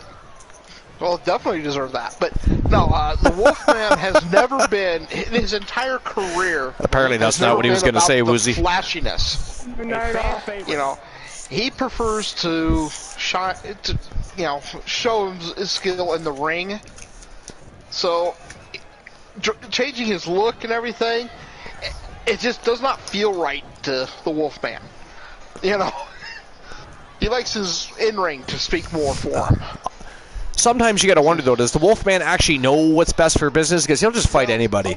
He doesn't even look. He doesn't look for pay raises or perks. He just signs he inks a contract, jumps in a squared circle. He does not care if he wins or loses, as long as he gets to punch somebody in the face. And that makes somebody very dangerous, by the way. At any given time, very dangerous. There is something that makes that Archer, didn't find out in his background checks. The fans are eating it up. Oh, well, why am I not surprised? Something Archer didn't, or Archerverse management team didn't, because I mean, they don't tell me everything anyways. The management team. They did or did not know? They didn't find out. Ah, so I'm not Johnny Come Lately. Wow, I'm finding out at the same time as the rest of the management team. Fantastic. I might as well reveal it. See, the Wolfman, early on in his career, started a promotion that, while small, was rather successful. Made some good money. Wolfman does not wrestle for the money. Well, from what I understand... But I don't know if you ever noticed, but he's never once submitted an expense report. Well, I was going to say, from what I understand, the Severin family not exactly hurting for money. So no, but no surprise he doesn't wrestle for money. He's never asked for reimbursement on anything. All right, up next, this is an Iron Woman matchup between the newest undefeated, self-proclaimed Queen of the Ring, Queen Cheyenne Cage, taking on Team Distinct Cones, Queen of the Archerverse and reigning defending NWA Women's World Champion, the Viking Rose Brewer. This is going to be a slobber knocker, and the NWA Women's World Championship is on the line. And Glenola, while you tell that story, I'm just going to grab myself a quick beverage, and you and Woozy can hold down the fort for a few moments. I'm also going to let the giant puppy out for a wee session. It's been just over an hour, and he's looking at me like he wants to eat me, and I just really don't feel like a snackable tonight. Well, I mean, I'm Woozy. No, don't get me wrong. I'm all for edibles. They have their place and time. However, when it comes to him using me as an edible, no. Yeah, we're gonna let Woozy run this for a little bit. I gotta go drop some people out of the way. That is I gotta go drop scary. people out of the way. Oh, you gotta go too? I'm doing the same thing. I'm gonna kill 3 birds with 1 stone here while these guys are coming out to the ring. So Woozy, you are flying solo for just a few mementos, my friend. But you can do it. It is the Archerverse NWA. All you got to do is speak to the masses. Do not put them to sleep. Your name is not Snorhawk. And by the way, if you ever wondered what Snorhawk's logo would be like, I wondered, because he told me he was his team was going to send their logo to be advertised, and of course put on Carlos Hawkins' ring gear and attire. And lo and behold, it is a sleeping hawk. I mean, that makes sense. Oh, it makes perfect sense. I just, for some reason, didn't expect what I guess should have been inevitable. It was just a bit of a... And I was like, wow, it actually is a snoring hawk. Huh. Interesting. So, I would love to hear the backstory. We're going to have to get I don't know what Snorhawk's up to right now. He might be working, actually. Team Snorhawk might be working. They have, of course, business ventures outside the Archerverse as well as inside the Archerverse, so you never do know. But if he shows up later, we do have to ask him about the backstory between the Snoring Hawk. I would love to know. We would. I would love to know. All right, so I'm going to take care of business. Let's get this match started. NWA Women's World Championship. Team Distinct Cone versus Team Queen Cheyenne Cage. The Queen going to welcome the self-proclaimed Queen to the ring in a big way, because we all know the Viking Rose Brewer is an absolute beast, and this is a huge matchup for Queen Cheyenne Cage. But let me tell you something. I was speaking with Queen Cheyenne Cage. This match, there is no, to my knowledge and my understanding, no malice. This is purely competitive. She is honored to be in the ring with the Queen of the Archerverse, the Viking Rose Brewer, and this should be a highly competitive matchup. So let's get things underway. It is showtime and go time. Let's go, baby. Let's go. All right, and I will be RB. Not band ready, Bromer, but Bromer is here, ladies and gentlemen, so be on your best behavior. And chat, by the way, let me know what you think of the new NWA Arena. Right, now that Archer has taken care of his own business, I am taking over for right now. So how's everyone doing tonight?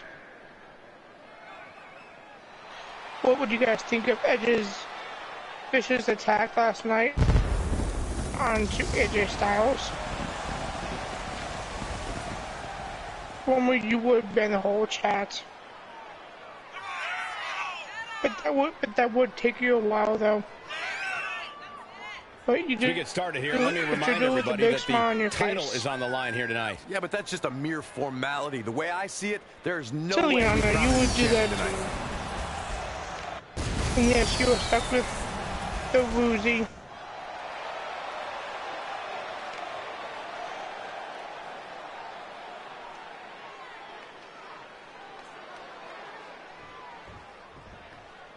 So yeah, the blind locksmith, the end of Raw, Edge came out, as did AJ Styles. He accepted the challenge, then got viciously attacked by Edge.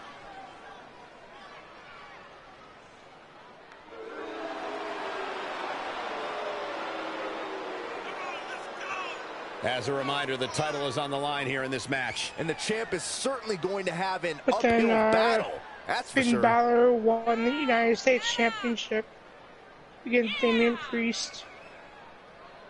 To me, it was amazing. I enjoyed it. Believe it or not, guys, some are saying that the champion comes into tonight's match Seth as Rollins the underdog. I don't know if I'd go that Kevin Owens far, Cole. defeated, yes, the opposition looks steep, but this is the champ we're talking about. And then the Street Profits defeated. Introducing the challenger from I think North Carolina, RK Bro. the Queen. Is it RK Bro or it was? And introducing the champion Mysterio. from I wasn't Copenhagen, 100% Denmark, sure. Rose, the Queen Brewer.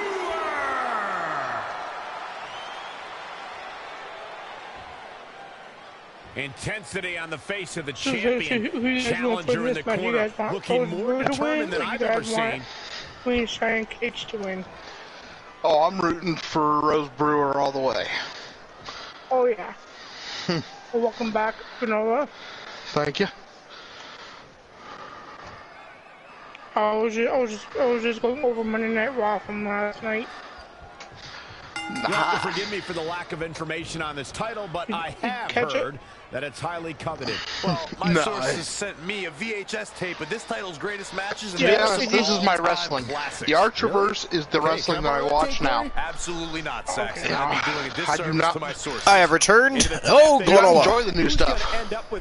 That is the ultimate compliment, and I appreciate that.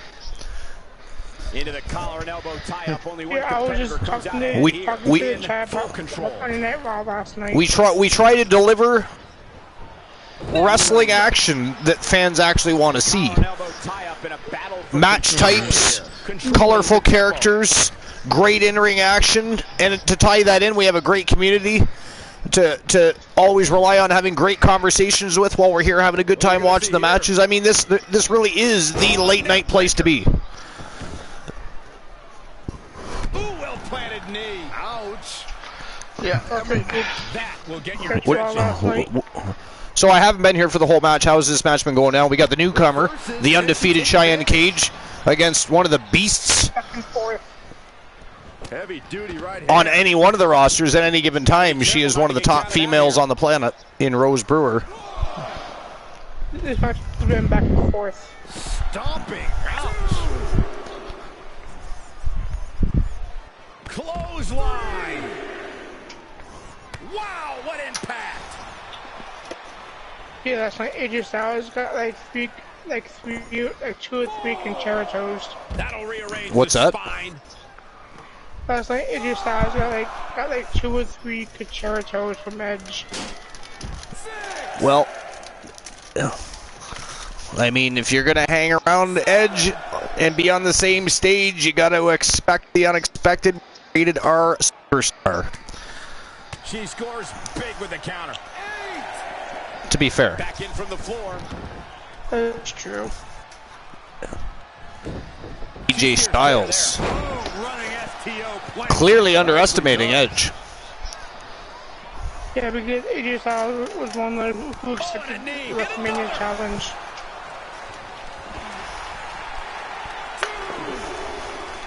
Ooh, what a slap. Oh, here we go. Ooh, what impact. The hits adding up a little on the champ.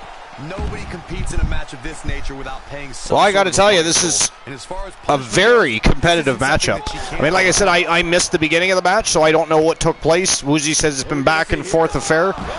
But man, oh man, this is a great matchup. The undefeated newcomer getting a huge opportunity with the NWA Women's Championship on the line against one of the best on the planet in the Viking. She's the undisputed queen of the Archerverse as well, don't forget. She is a double champion. She's the undisputed queen and the women's world champion in the NWA.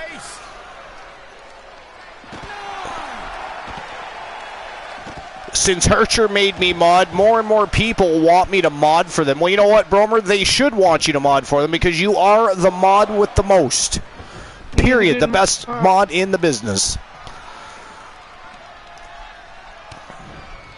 What are we going to see here? Oh, neck breaker. Tiliana says, it's cool. I'm here to help tonight.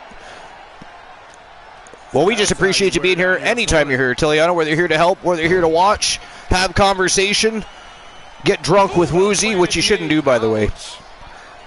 You should not do. He is a very poor example. You should not seek guidance from Woozy. You should not seek life advice from Woozy. Ooh, look at this. Wow, figure eight locked in. She's got her where she wants. Rose Brewer is in trouble here. Oh, she gets out of it. She has But look at that, the queen. Oh, punched her right in the face. Wow. got him up high. Rose Brewer's something else, isn't she? Slam. She is. Like, she really is. Uh-oh. Batten down the hatches. Fights free there. and that can change the entire complexion of this match. I don't know. What do you think? Who do you think's going to win? Woozy watching. I've been watching. Oh. I don't know. I'm going with Rose Brewer all the way on this. Yeah. I mean, that's who I chose. That's who I chose to begin with. I mean, no offense to Cheyenne Cage. She is a tremendous athlete. She's tremendously skilled in the ring. She's undefeated. She's been on a tear, but Rose Brewer is just so seasoned. Well, where is her shoes at? Why was she wearing her shoes? That's a question for Team Distinct Cone. We don't ask Distinct Cone that question anymore. But if you wish to ask DC, Team Distinct Cone, why it is that Rose Brewer does not wear any foot attire, you go right ahead and do that. Glenola and I will step back and giggle our asses off while she tears you a new one. Because you don't question the great Rose Brewer. So that's just a little bit of advice and a warning. But you feel free to have any conversation with Team Distinct Cone you want. We will not stop you. And we will also not save you, just saying. We will not save your ass. Glenola and I will go to the concession stands and leave you to the mess you create. And in Glenola, I will buy. Just long enough to get the popcorn so we can watch it. Oh, shit. You know what? We all should be going to get popcorn. Oh, yo, there it is. First fall, 1-0 for the undisputed queen of the Archerverse, and we have just over 8 minutes left of the match. 1-0 for Rose Brewer. Here, I'll do this right. Let's all go to the lobby. Let's all go to the lobby. Let's all go to the lobby and get ourselves a snack. To get ourselves a snack. To get ourselves a snack. Keep going. That's enough singing for me. Oh, come on. Woozy, you couldn't have jumped in there. You see what I mean? Woozy's not helping us at all tonight, Glenola. He's just not on his game tonight. I mean, I know it's the Archerverse NWA. It is our night off without having a night off. It is our version of just chatting, taking a whole new level. But you would think he would at least have some fun and participate in the fun and games, entertain the masses, the army, everybody waiting to hear his serenading voice. But no. Let's let Archer and Glenola do all of the work. Whatever. I do not like to sing. Whatever. Oh, and Glenola does? Because Glenola, you know, he's a pop star. He's famous in Germany, all across Europe, parts of Asia even. But here in North America, nobody seems to know who he is. Guillotine applied. She better do something fast. Oh, I remember that Tiliana. Just when it looked like Don't you be blaming Tiliana for things. No, we chat Archer. this is how people end up getting hurt. That was actually almost a thing. Archer made us sing happy birthday to someone on broadcast. We clipped it, so we'll go find it. Well, it was a good fight. Yo, DC, it's not over yet. This is an Iron Woman matchup. They have 6.5 minutes to go, but Rose Brewer up 2-0. The Queen is cleaning house and taking the newcomer to school.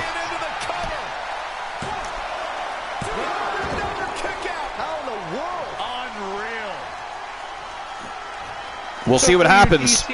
6 minutes left, but it is 2-0 for the champ. Great way to break down your opponent.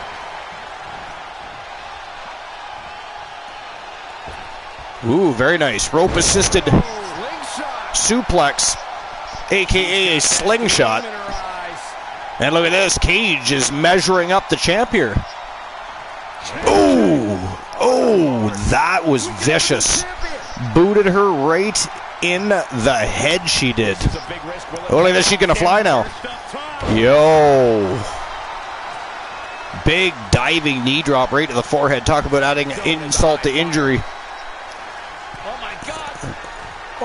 Wow. Big moonsault from the top turnbuckle. Champ gets her shoulder up, though. 2 count only. Cheyenne Cage still down 2-0. Changes her fortune there. With 5 minutes to go. Oh, look at this. Oh, the Viking bomb. 3-0. I mean, the hopes and dreams of Cheyenne Cage are slowly fading away into the abyss here. 4.5 minutes left, and Rose Brewer, the undisputed queen of the Archerverse and reigning defending NWA World Women's Champion, up 3-0.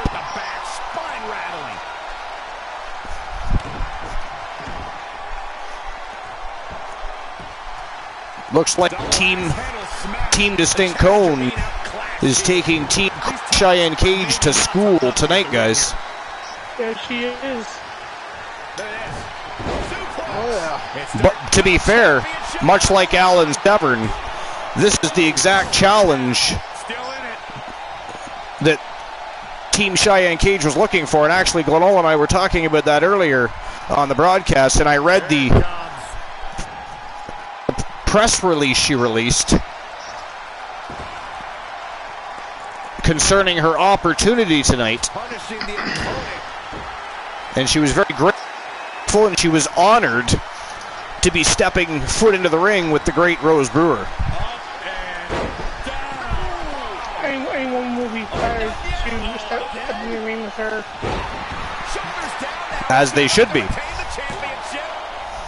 at some point she's going to start wondering what it's Wow, it was almost 4-0. She wants to finish this. It was just about 4-0. Uh-oh. Batten down the hatches. Ooh, another Viking bomb. Cheyenne Cage is going to be feeling this match for weeks to come. Yes, she is. Team Distinct Cone is just tearing her up. Just assaulting the torso here. Clearly part of the game plan, Michael. You see, we're not jinxing it. Just when you think Rose Brewer can't get any better. Axe handle finds its I mean, it is 3-0, guys. stomping away. I mean, Cheyenne Cage has been very impressive. She's been undefeated. And the undisputed queen treating her like a court jester. That she is. Oh, look at this. Cage still got fight left in her, though. She's very impressive. She is very impressive. She just can't get momentum shifted in her direction long enough to pick one, at least a pinfall up over the champion. But again, Rose Brewer, one of the best on the planet. Finds a way to reverse. A very, very formidable champion. Over and over. And you can't discredit Cheyenne Cage at this point No, you cannot. in her career. And finds a count. No. Forward to the face. Oh, nothing fancy about that.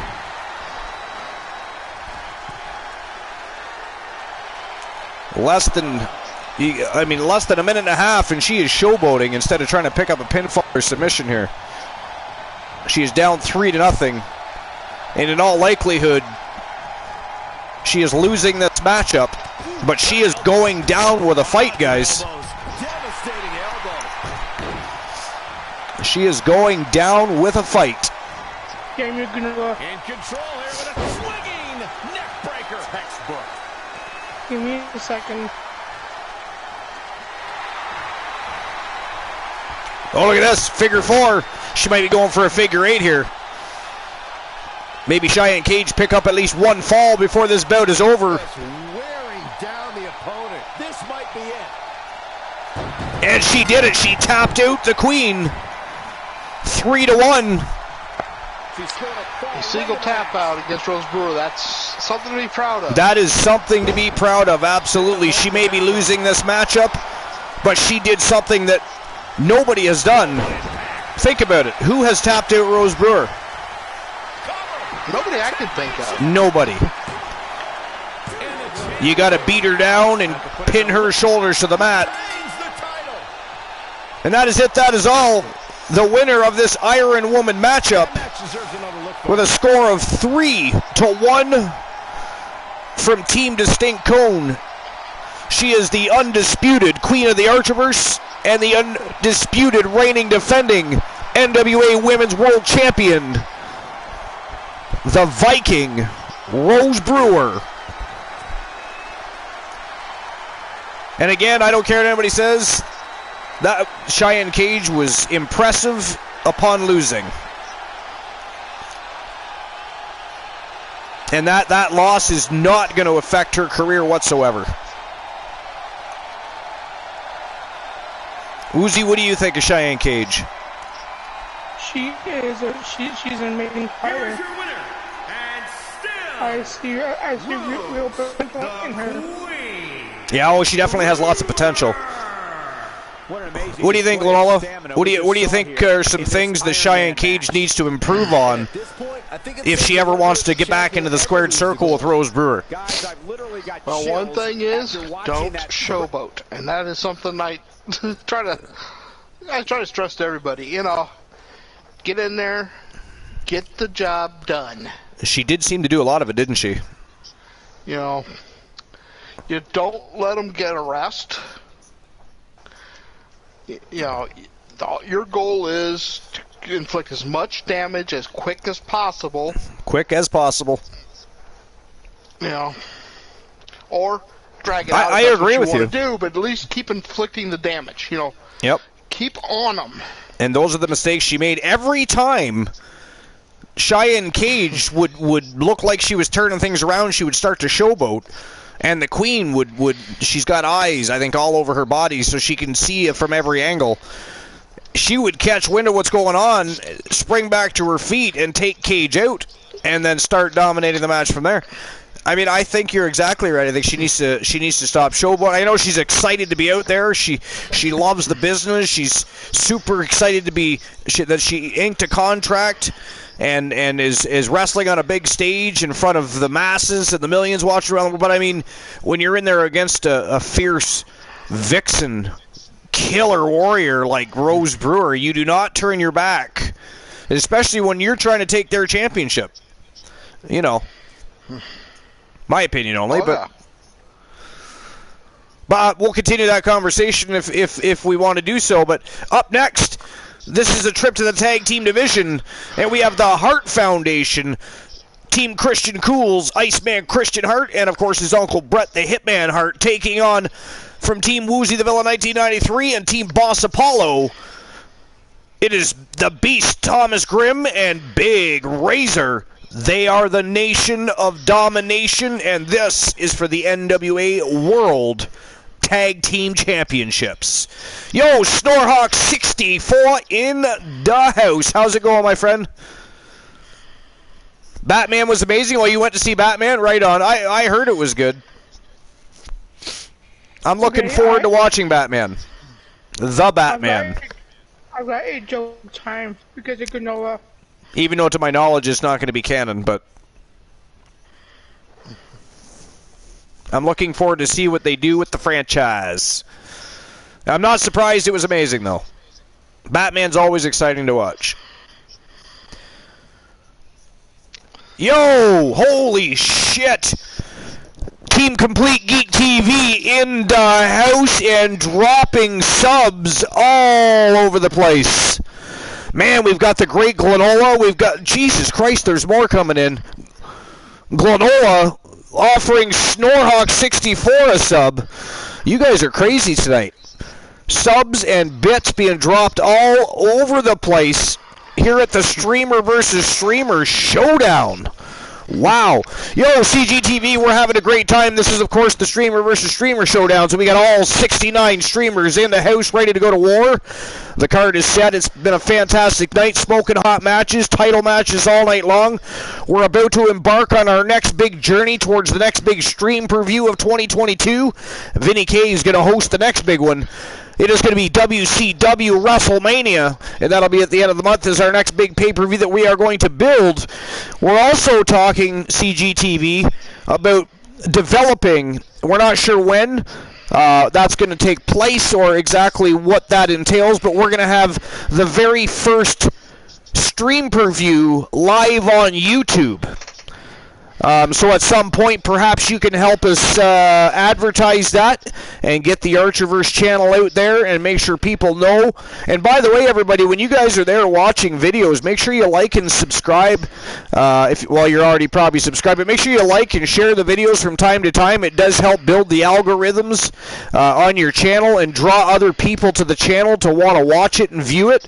I know it gets annoying when you're watching videos on YouTube and they're constantly telling you to like, subscribe, hit the notification button, and all that jazz, but it really is the nature of the beast about being on YouTube, and YouTube is our new expansion of the kingdom. It is the Shark Tank, and we're having a good time. We had the Archerverse Warzone going live on there. We had some great shows with the Archerverse Warzone. Now, you guys brought, through a sub-goal, you guys brought the Archerverse Warzone back home to Twitch, and we sent WCW Thursday Night Thunder over to the Shark Tank. They are now live on YouTube every Thursday night. So a lot going on, but when you're over on YouTube, make sure when you're watching videos, like, the videos, and once in a while, if you are capable of doing so, share those videos out.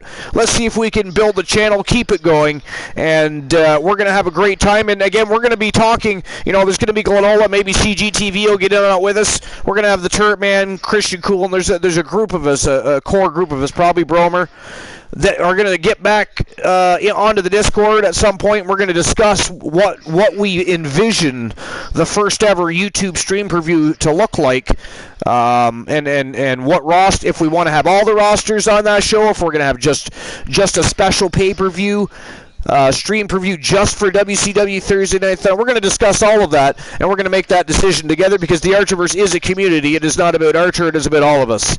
And I even take that kind of a thing into consideration when we're developing shows, pushing storylines. We always try to have storylines that don't necessarily hurt any wrestling superstars. That way the door of opportunity is open for them to make comebacks, vindicate, and avenge themselves. That's why you don't see squash matches. I know you probably go to other streamers and you see squash matches where people come in and it does happen, and from time to time we do have those squash matches take place, but it doesn't happen a lot because there's just so much talent and so many colorful superstars. We have a bunch of great camps that train those superstars, so the action is smoking hot. Vinny K's side of the fence, the Archerverse side of the fence, it's an all-around great time. But yes, first ever YouTube stream preview will be, we're not sure when that's going to take place. When we know and we've discussed it, we'll let you guys know. But we're going to continue the night. We can continue the conversation because this is the Archerverse NWA. Streamer versus Streamer Showdown is our version of just chatting taken to a whole new level. But while we're talking, let's get the show on the road. It is showtime and go time. NWA World Tag Team Championships. The Hart Foundation versus the Nation of Domination. Let's go, baby. It is go time. I've got a joke redemption to do. Joke redemption. First and foremost, though, can somebody please give Complete Geek TV a shout out? I'd appreciate that. I believe it's !CGTV. He has his own special command, so if we could drop that, please. And if we could, y'all can thank him too, or I'll do it myself, but CGTV, thank you very much for the generosity. I am humbled and honored to receive the gift subs that you've offered the channel. Glenola, yourself included, the great guest host with the most, dropped 3 subscriptions now tonight, gift subs, offering so Glenola doesn't always sub himself even. Sometimes he just makes sure other people have subscriptions, and to me that's a very great thing. He doesn't necessarily subscribe himself every month, but make sure other people have that option. Which is why other people have gifted Glenola a sub. It's a great thing. He's a very humble guy. I love being on his channel and enjoying his community, watching him play Red Dead Redemption. So if somebody could shout out Glenola for me as well, or Glenola, if you want to do that yourself, feel free. And by the way, everybody in the chat, just a reminder, when you come to the Archerverse and you jump into the chat room, yo, Punisher invading the compound with a villain. What's going on, Punisher? Welcome to episode number 264 here at the late night place to be, the most must-see show on Twitch TV. It is the Streamer versus Streamer Showdown, baby. It's been a great night. We got a bunch of great people here. There's a lot of villainy going on. They're dropping subscriptions and biddies all over the place. They're making a mess. It looks like a glittering bunch of Twilight shit in here. Bromer is here, by the way, and not likely very happy with the mess because he's going to have to clean this shit up later. Welcome back, Bromer, by the way. Did we get that shout out for CGTV? I wasn't paying attention. Yes. Okay, excellent. So I appreciate Glenola. I appreciate CGTV. You don't have to subscribe and drop gift subscriptions to the community. You do it. I appreciate it. It is definitely a big show of support and love to the Archerverse, and the Archerverse is also your show, your community as well. So you're actually gifting yourselves in the process, because this show is designed to entertain us all, not just myself. Well, I can only speak for myself, but I've said this many times. I'm an old school wrestling fan. I have not been happy with the newer products. The Archerverse is what I choose to watch as my wrestling. because it has that So here we go. feel. The champs set to defend You know, their tag titles. Obviously, feel of the old no one can doubt the WCW, chemistry that the champions have. You can't Monday become Night champions Wars. in Yo, the- CGTV dropping more gift subs. Being that yin to each other's yang. 5 more gift subs being dropped. Yo, Just a Panda is one of them, and that is his 3rd time being subscribed to the Archiverse. Fantasy Cat, He's done. Mr. Skittle got a subscription. Deadrek got a subscription. They're going to be excited and thankful, because if there is one thing I can say about the Archiverse community is you guys are all thankful. You guys are supportive, you're loyal, you're devoted. Did you know that in over a year here at the Archiverse, we have never once had a problem with any of the teams being upset that their wrestler didn't win every single match, that they're not getting title shots all the time, that they're not being pushed as often as that? We've never had one single problem, because you guys are also devoted to this channel and all such supporters of the Archivers. You guys keep it a tight-knit group. We keep trolls at arm's length. We do not allow any villainy other than what we cause ourselves. And if you're not a member of the community, then you're most certainly not getting away with any kind of villainy, because you guys, thankfully, are all a bunch of rabid wolves, trolls and villains, and I love you all. That was an accident. Can I get those last 5 back? Well, I appreciate it, CGTV. I mean, that is a lot of subscriptions you dropped tonight. That is... I don't even have the words other than thank you, my friend, because listen, guys, I don't have the same financial situation as a lot of other people that go around gifting subs on everybody's channel. And although I do subscribe to channels here and there, and I wish I could subscribe to more, I just don't have that kind of... I'm not able to do that right now. So I do my very best to give back to you guys by making sure you guys have the very best quality wrestling promotion to come to late at night to watch, to end your evening or start your morning, depending on where you're from, because I know a lot of you come from Europe and Asia and the UK, and then others are from the United States. Some of you are from Canada, so there's different time zones there. You guys show up, and by the way, subscriptions are never required, but always very much appreciated. I'm always very thankful and humbled by anybody that shows that little extra love and subscribes. And CGTV, by the way, if I could get a copy of your logo with the background removed, I don't know if you knew about this, because you've been kind of busy. So if anybody doesn't know, CGTV does a lot of different things for charity and other such things. He has a channel on YouTube that he's highly active with. He does things here on Twitch. He's got a whole empire of things that he's got going on in the RL as well. So very busy man, and I'm always humbled and thankful when he's able to be here and is able to have a few moments to actually spend his time here with the Archiverse and you guys. So I mean, it's whether you subscribe or you don't, you're all appreciated, you're all loved, and you're always it's always great to hang out and have a good time with each and every one of you. So I always like to give back. I want to make sure you guys have a great show.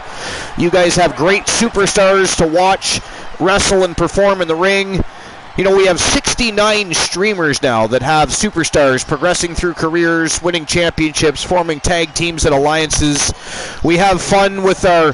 Glenola with another 100 biddies. Thank you very much for the tiny little beautiful gems. I mean, you guys are absolutely crazy tonight. Bits and subscriptions all over the place. It's nuts. I love it. I'm so thankful and appreciative. You have no idea. But my way of giving back is to make sure you guys can be entertained. Again, whether it's be your late night stop or your early morning stop for breakfast, I don't care. I'm thankful you're here. I don't care what time of day it is for you. Where you're from, everybody is welcome. This is a safe haven for all comers, all walks of life. This is for everybody to enjoy. And I will always do my very best to create the very best content, the very best shows, have the great guest hosts, and do my very best doing commentating and play-by-play on the nights that we do that. And that's how I try to give back when I know that I can't subscribe to as many of you as I would like to. I try to spend as much time on as many of your channels as I possibly can. I'm always in your communities lurking, watching, paying attention, because you guys are great. You're fucking legends, and I appreciate you all. So, you know, I that's how I try to give back, and I hope everybody enjoys what we bring to the Archiverse. And I say we because, again, the Turret Man and Glenola and now Woozy's been a huge addition to the team. Christian Cool, you know, Bromer. I mean, we all aid, and you guys as well, to make sure there's no villains that pop into our community and try to raise hell, because nobody raises hell like we do. We will lay the smack it down on the troll candy ass each and every time. But I hope everybody is happy with the product, with the promotion, with the advancements, with the expansion to YouTube, with the constant ideas for evolution with the Archiverse. And I will do my very best to always make sure we all get together constantly and keep things smoothly sailing down the River Nile, if you will. And just know that even though you always hear people say, hey, I appreciate you, thank you. I really do thank you. I really do appreciate you. And again, this channel is yours too. This show is yours too. And I appreciate all your input, all your help, and everything you guys do to make the Archiverse what it is. Right? You guys are all awesome. I couldn't ask for a better community, and we have a great time, and we have a lot more great times coming in the future. Don't you worry. Again, we're going to be heading, after tonight, we're going to be heading down the next Glory Road. Vinny K is going to be hosting the next stream preview, and the next big pay-per-view, stream preview of 2022 here at the Archiverse is going to be WCW WrestleMania, and it's going to be a lot of fun building stories, rivalries, and raging feuds. We've got some new fresh blood stepping foot in the ring and looking to make an impact. We've got some of the veterans and champions that are going to be looking to continue holding bragging rights and championship gold. Raging rivalries, fiery feuds. It is going to be a great time, and we're going to start things off with a bang tomorrow night with the Archiverse Wrestle Wars. And by the way, tomorrow night we're unveiling a brand new Archiverse Wrestle Wars arena. Then the night after that, we're going to unveil a brand new Thunder arena for WCW Thursday Night Thunder. Then, after that, we are going to unveil a brand new Archiverse Warzone arena. It is going to be a week of unveilings. We are going to begin the road to WCW WrestleMania. We are going to build feuds. We're going to add fuel to the fiery, raging rivalries. It is going to be a hell of a good time, so I hope you guys are all ready for a good time, for a long haul, because we have a month of story building, feuding, and a whole lot of epic matches to take place. So get ready for a hell of a ride, and hold on to your lug nuts. It is time for an overhaul.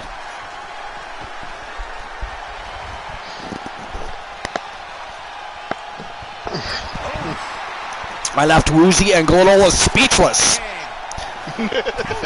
Although Woozy tonight, that's not a surprise with Woozy tonight. I think earlier on when we started talking about Team Snorhawk 64's new logo actually being a snoring hawk, which I don't know why I'm still so surprised by that. His name is Snorhawk, so there's that. But his logo literally is a snoring hawk. It caught me off guard a little bit for some reason. I don't know why. But the Blind Locksmith sounds like I joined just in time. And by the way, Blind Locksmith, can somebody drop the YouTube link for the Blind Locksmith? Anybody that is not already subscribing to the Archiverse on YouTube, make sure you subscribe on YouTube. Start checking out the videos. We have a content library that is building there in addition to our live content that we have every single week. We're trying to get the channel out there, get some algorithms built up. So make sure you like a few videos, maybe even be kind and share those if you will. You'll also see that my 5-year-old daughter has overtaken my channel. She has hijacked it, and I tried to prevent that, but she is an unstoppable 5-year-old little beast. And she happens to have me wrapped around her little finger. So there's that too. But she thinks she is a YouTube star. So if you guys, hold on 1 minute, we gotta welcome to the broadcast, finally, back in action at the side of the host with the most. He is the co-host with the most, the leader and mayor of the Coolverse, the coolest cat in town. He is Christian Cool. Yo. You walked into a great evening. It's been a whole lot of fucking awesome matches and a fun time tonight between Glenola and CCLXIV. They've dropped subs all over the place, biddies all over the place. It's kind of crazy in here tonight, but absolutely an awesome evening for the streamer versus streamer showdown. And before we get to anything else, I was just going to say, yeah, so she hijacked my channel, and she thinks she's a goddamn YouTube star now. So if you guys have been watching them, by the way, you bunch of fucking villains, so you're encouraging all that shit. But so while you're at it, if you wouldn't mind, if you guys, Tiliana's already a couple times, make some comments on those videos, and I will read them to her, and believe me, she will be absolutely excited. See how you're watching them anyways, you bunch of villains, causing my daughter to further think she's a YouTube star running wild on the Archerverse. If you guys would be kind enough, when you do watch those videos, make some comments. I will read them to her, and believe me, she will be the happiest 5-year-old little gem on the planet. And gem being a fitting word, her name is actually Saphira, which actually means beautiful gem. It's a very old name. Now, hey Archer. Yeah, you gotta admit, she's the star. She's the star. The channel. She's the star. She's allowing me to use the channel. Yeah. The Archerverse is just a front. You, Archer, are the disgusting parent trying to make millions off the dog.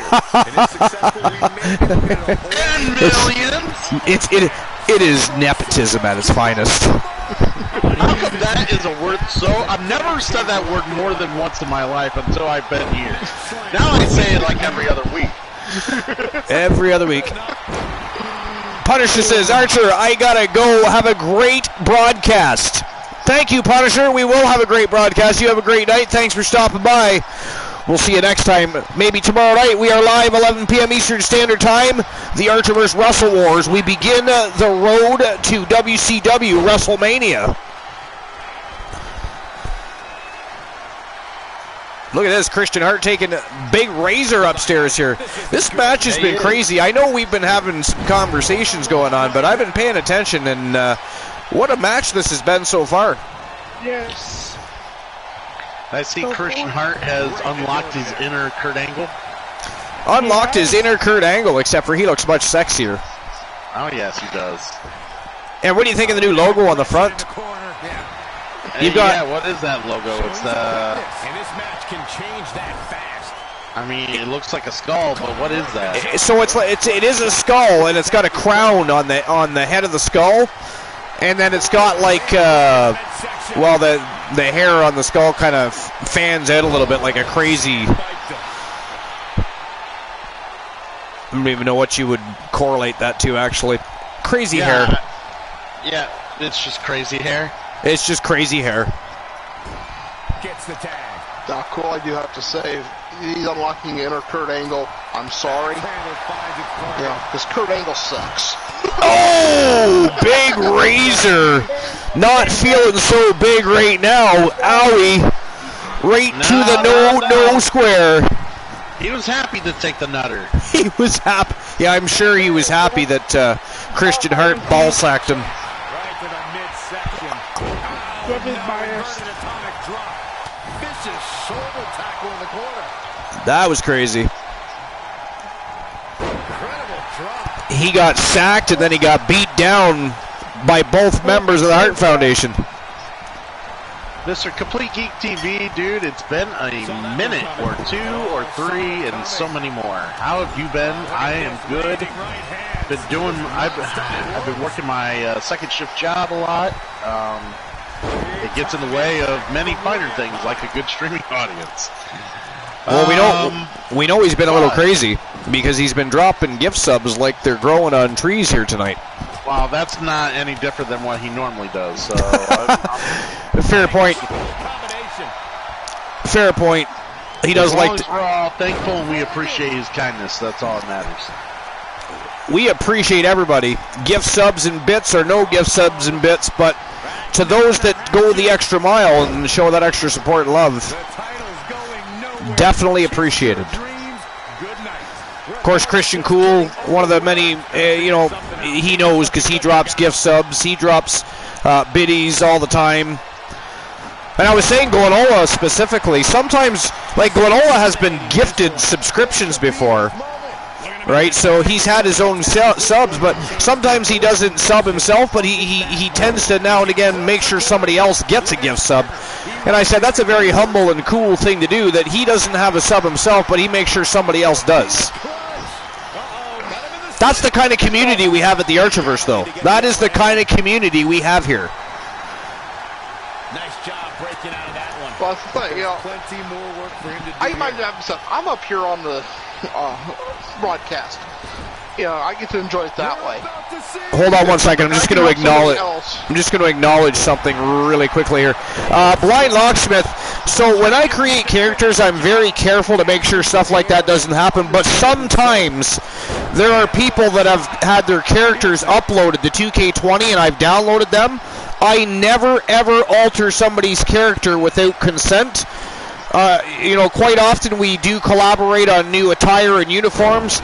I'm kind of like Vince McMahon in a way. I like to make things the Archiverse's own version of whatever's given. But we keep things relatively close to whatever that vision was, and we work together. But I never ever change a move set, an entrance, nothing, without discussing and having some sort of conversation with the team. So whatever move set that their character comes with is the move set they maintain. I don't touch that. So there are a few wrestlers that, it's like when you watch WWE Raw, you got 24 people on the roster all on the screen doing the DDT. That sucks, by the way. Yeah, it does. But it's not that bad. But on a throne of lies, sir. I do not.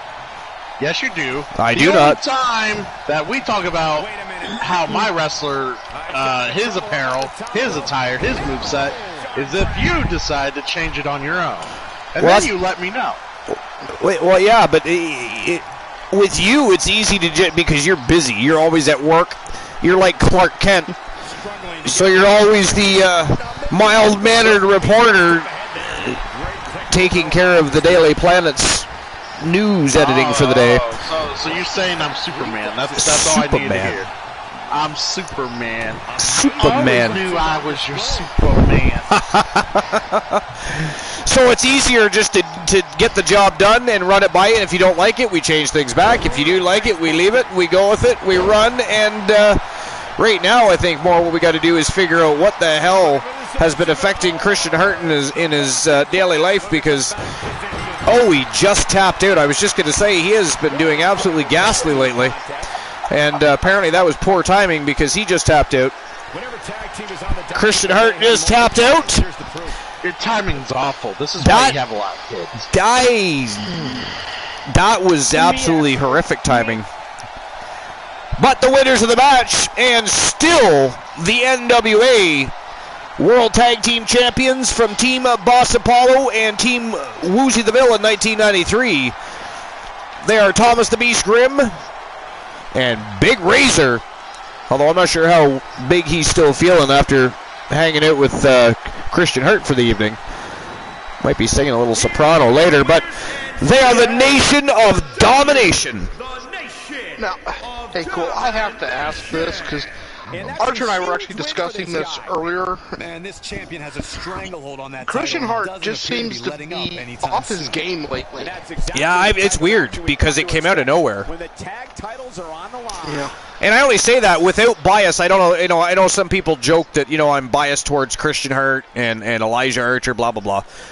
I'm not biased to any of them. If I was going to be biased to anybody, it would probably be to like Rose Brewer. I really have a good time watching Ashley Marie. Who else are you biased to? Yeah, pick your favorites here now. I am picking my favorites. live on the broadcast. But I mean, don't get me wrong. I love Christian Hart. He's a staple, and he's been a tremendous talent for both the Archerverse and Vinny K's universe from time to time. But I don't show any bias towards Christian Hart at all. But I do say it's rare because Christian Hart, again, I could count on two hands the amount of times Christian Hart has lost in over a year. But yet lately he's lost, I think, 3 of his last 5 matches. Oh, it's been terrible. Yeah. Yeah, it just doesn't seem like he's got his head in it. No, it's very odd. And Well, I'd like to blame inconsistent booking, but someone might argue that. Oh, he's complaining that he's not active enough. Go figure. He wants to be like Alan Severn. He wants to be like Alan Severn and be on every single show because Severn apparently can't decide where he wants to wrestle. Would he like to wrestle for the Archerverse, or does he want to re-sign with Vinny K? Meanwhile, he is holding Archerverse Championship gold. And by the way, Bromer, you haven't taken a bow yet.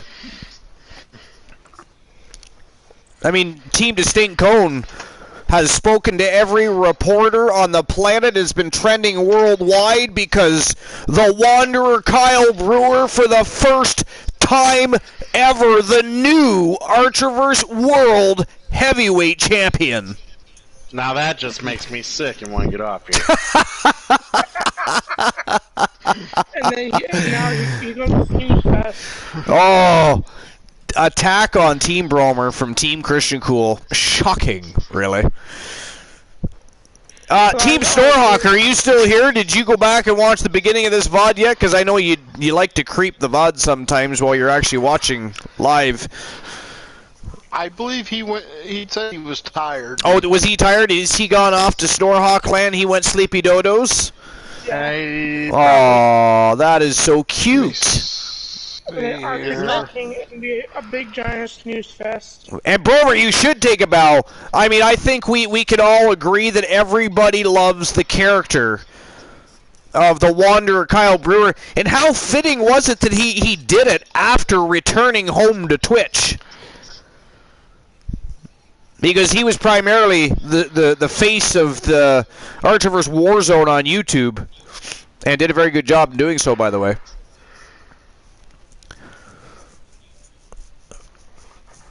But anyways, if anybody else would like to congratulate Team Bromer, now's the time to do it because the great mod with the most is in the house. And he is the new Archerverse World Heavyweight Champion. For the very first time, and very, very deserving. If I could say anybody has earned that championship, it is Team Bromer and the Wanderer Kyle Brewer, much to the dismay of Team Christian Cool, of course. Damn, Bromer says, I really want to fire back, but Cool's wrestler just lost. I don't want to kick a man when he's down. Well, Bromer, see how he's firing. I mean, you can always accept a challenge from Christian Hart, right? I mean, if you get in the ring with him, I mean, what's it going to last? What, all of 30 seconds? Oh, shit. I don't know what the hell he's talking about. He kicks Team Kraken skulls while he's down all the time. The guy's he's always a fucking downer. Feel free to say what you want, Bromer. Oh, we've got ourselves a battle royal in the chat. Team Christian Cool versus Team Bromer. Who's going to come out on top? Stay tuned. Forget the action in the ring. The action in the chat is just as thick. I just realized Archer's out in the ring. What the hell's going on here? Hey, probably just gonna. There's people in the back that think I haven't earned my spot. Archer, yeah, I was just gonna say he's doing that right now. There's people in the back that think I haven't earned my spot. I mean, even I get tired of his whining at times. He really does need to lay off the booze, that man. Okay. Woozy, there you go. You could always party with Archer. Actually, no, never mind. Don't do that. Do not take that advice. You do not want to. Oh, ask Ironman what it's like to party with Archer. Believe me, that is not where you want to go in life. I mean, he may be a bona fide, and tremendous gifted athlete in the ring, but when it comes to the social aspect of life, he makes Ric Flair look like a saint. At least Ric Flair don't blow shit up. I mean, Ironman would tell you the infamous story he showed up to Archer's estate, and of course he's driving his brand new truck he just bought, and he was proud. And you're going back over 10 years, so it was after his first few events. He bought a brand new truck for himself. He drove up to Archer's estate. He pulls up to the shed, and he sees a literal cloud of snow everywhere. So he pulls over, and he's like, what the fuck is going on around here? He quickly realizes Archer's running around carrying a rocket launcher and an M16, attempting to kill a groundhog that he believes is stalking him. And by the way, groundhogs do not come out in the wintertime, so keep that in mind. Groundhogs do not come out in the wintertime. They come out for a little bit in February to say, hey, yo, my name is Punxsutawney Phil, fuck you, it's still winter. And then they go right back to sleep. They do not play in the winter, so there's that already. So Archer finally notices Ironman, and he notices his brand new truck, and his eyes light up like saucers. He walks up to Ironman, and at that point Ironman's like, what the fuck is going on? And he completely ignores the question, and Archer says, yo, can I blow up your truck? And Ironman's like, whatever, man, sure, go for it. Thinks he's just joking. And Ironman starts walking up to the main gates. He's going to go say hello to the gateman, as he always does before he enters the estate. The next thing you know, all you hear is boom! Parts flying everywhere, flames on the grounds. Ironman turns around, and Archer blew his fucking truck up. He blew his fucking truck up. And there's been multitude of other stories. If you go back a decade when they were running in GOW Gods of Wrestling, that would make you laugh your ass off. But I mean, much to Ironman's dismay, believe me. And David Devious and Ironman have both had to babysit Archer's ass. So even scarier, because we all know that Archer has a bit of a drinking problem. Well, I mean, he's a fun-going drunk, but he drinks every day. To me, that's an alcoholic. But neither here nor there. The man actually bought, and somebody allowed the sale to go through at one point in life. This is how crazy some people are in life, because we all know who Archer is. He's been famous for over a decade. They allowed him to buy a weapons manufacturing company. Knowing that Archer has already been in the news for blowing things up, both on his own property and others, quarrels with neighbors over, flaming vehicles and other such things, roofs missing from homes and garages. I mean, there's all kinds of debacles, but somebody actually allowed him to buy a weapons manufacturing. So if everybody remembers when the Archerverse first came to Twitch, we were called Archer Industries. That was the name, and through a big, long feud, Archer ended up selling Archer Industries to another company that took it over, and they acquired the rights to the company and the name of the company, which is why Archer rebranded to the Archerverse. Well, Archer Industries was actually a weapons manufacturing company, and believe me, there were many crazed stories that took place involving prototype weapons, secret locations that test those weapons. Oh my good God, and we can talk about those another time, because we still have a show to get out of the way, but there's a lot of crazy stories about Archer. Yeah, Woozy, you definitely don't want to be drinking with him, is the moral and point of that story. Let's get the next match of the night underway. And by the way, what did Archer end that segment with exactly? I kind of missed the rest of that, talking to you guys about his crazy antics in the past. Did anything come out of that? Did he challenge anybody? I don't... No? I fell asleep. You felt it was a snooze fest? Good for Archer. I'm always happy when Archer comes out and just decides to just go on a long-winded rant.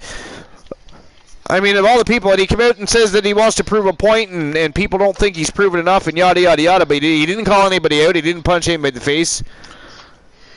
Hell, he didn't even have a battle of the verbiage, he spoke to himself. He did? I mean, albeit with the audience as well, too, there's that, but it's not my point. Archer needs help. But anyways, he does need help. Woozy, what are you talking about, you lush? How dare you, sir? You are right up his alley, almost. I mean, I know you don't go around blowing things up.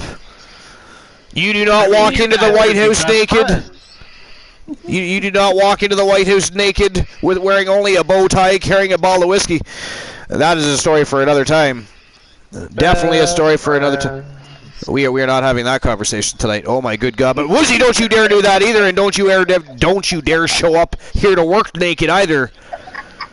You fucking wear clothes when you show up. That was not an invitation. I was simply mentioning a past happening. That is not an invitation for Woozy to suddenly show up in his birthday suit. Is that understood, sir? We will ban you for life. Matter of fact, I will feed you to Bromer. He will not just ban you, he will eat you. Goodbye. Thanks for coming out. Lovely party gifts next time. You have now joined the ranks of Jimmy Hoffa. Thanks for coming out. Who's to say I'm wearing clothes right... Oh my good God. Oh my good God. This is a family-friendly channel. There should be no villainy. No.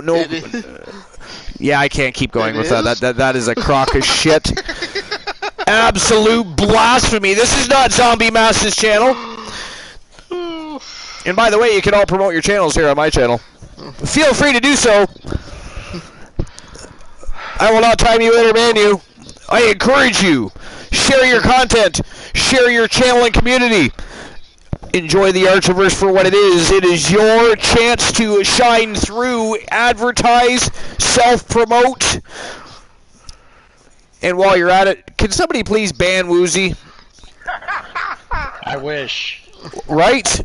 Why can nobody seem to ban Woozy? What the hell? I mean, Clonoa and I have been talking about it all night. We've been giving him opportunity after opportunity, and Woozy...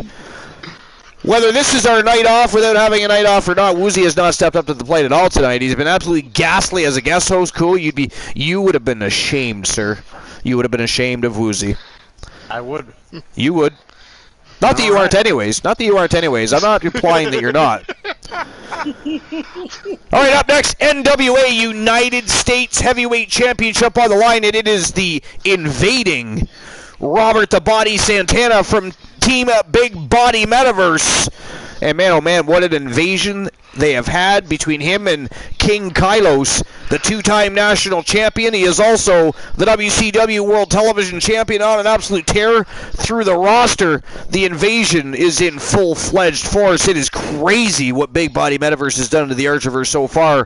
Who will stop them? I don't know. We're going to find out. But Fred Chang going to try, and he's even going to try to take that United States Championship off his waist and home to the Shang residence. Can he do it? I don't know. What do you guys think? Big Body or Fred Lawless? What do you think? Who's taking home the NWA United States Championship, guys? Hard to say. I'm going to go Robert Santana on this one. You're going with Robert Santana. So Fred Chang, off to a rocky start in the beginning, but he's been picking up his game lately. Had a couple of wins under his belt. Beat John Cena, guys.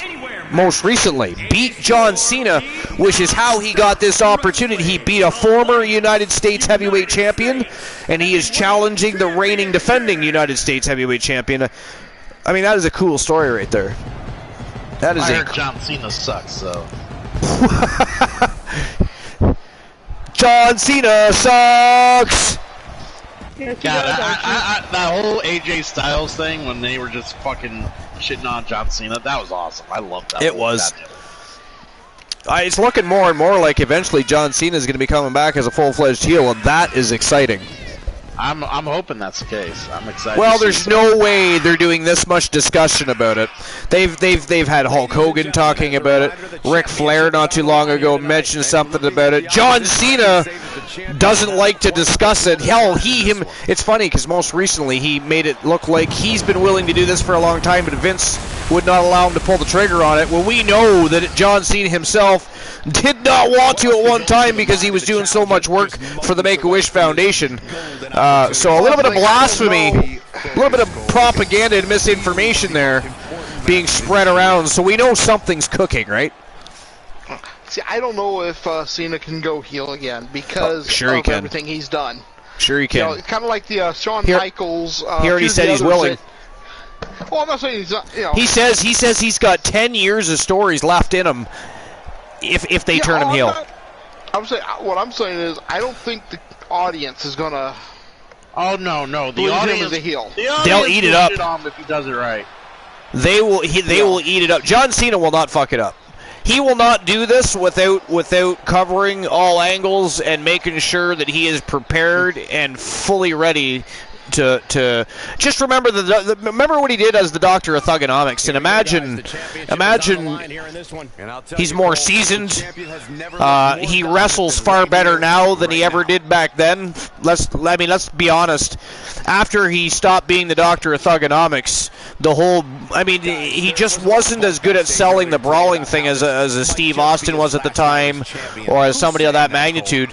So after he stopped being the Doctor of Thugonomics, all he became was another Hulk Hogan. 1, 2, 3, 4 moves, and then he won the match, and he kept winning over and over and over, shoved down our throats, pushed on us, all that stuff. He was the face of the company, we get that. But now he has a lot more. I mean, for the last 5-6 years, he has done some of his very best wrestling, put on some of the very best matches. He can sell, he can tell. I mean, John Cena is going to go down as one of the greatest of all time, whether people like him or not. I have always liked John Cena, only because I was always smart enough to be able to appreciate the business inside and outside. So you got to appreciate the man behind the character. Yeah, and it's a good man and a good yeah. And he was a bodybuilder, guys.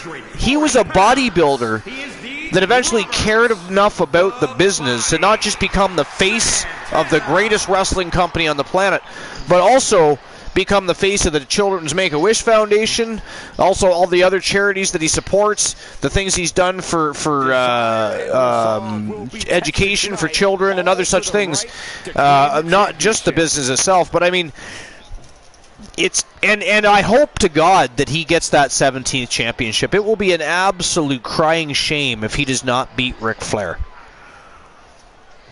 I'm afraid at this point they want Charlotte Flair to do it first. And at that point, how long does John Cena have to wait?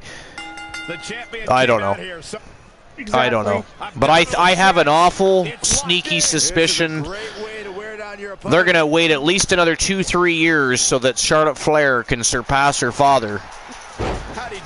So now John Cena says he's got lots left in him, so I guess in 2 or 3 years that's something to look forward to. And I'm not one of those people that are against Flair beating her father anyways. I hear a lot of people dog on Charlotte Flair. I don't know how anybody can dog on Charlotte Flair. She's one of the best athletes and agile superstars in the ring today. She's probably one of the best top 10 women wrestlers on the planet today. She came from the shadows of the Flair family and didn't ride any coattails, busted her ass, honed her craft, honed her skills, got better on the mic, better charisma, better ring technician. She is fucking awesome, and I don't understand how she still has haters. I don't know if those are just people, casuals, that get too involved with storylines and actually start to believe and forget what she's done for the business and what she's done for the women's division and the revolution of what became the women's revolution and evolution. But man, oh man, I love Charlotte Flair, and I am all for her beating her father's record. She deserves it. Yeah, he's got a lot left in him. Definitely has his work cut out for him.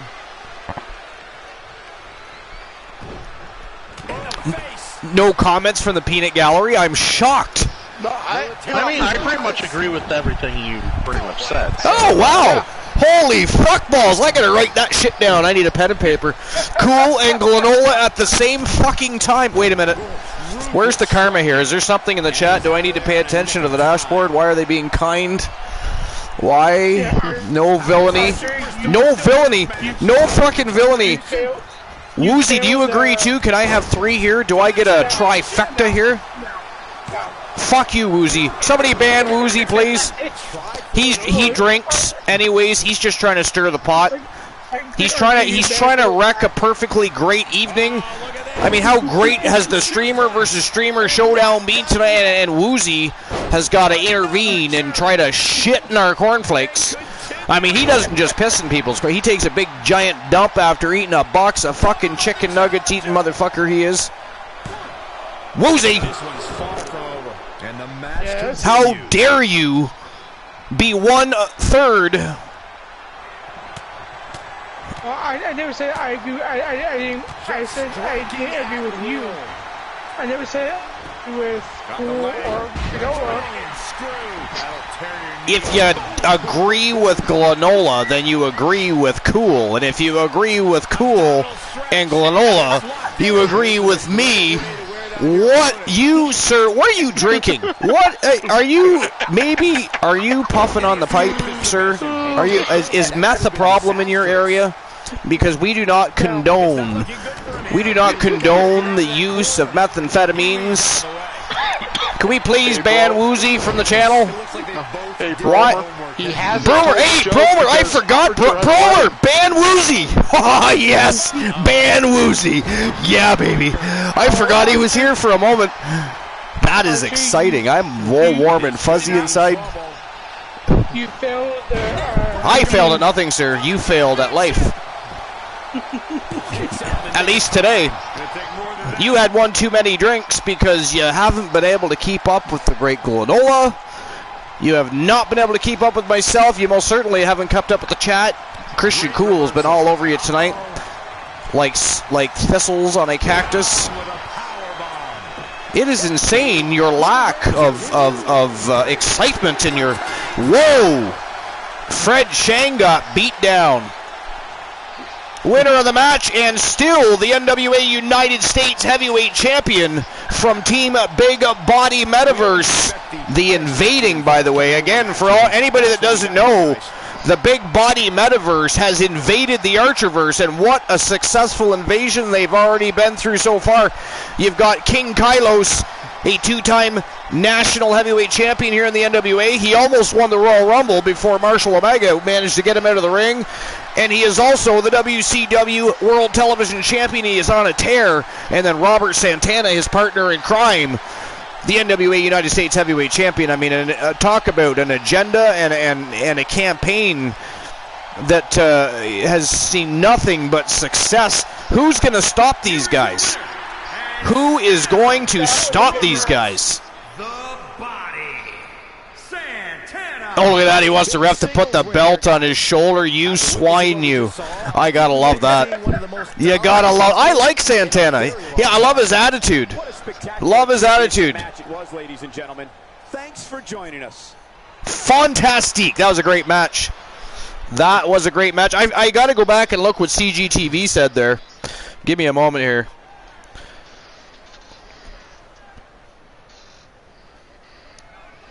Oh, no, I can't because my goddamn chat didn't catch. I hate when the Twitch needs to do better with their mobile app, seriously.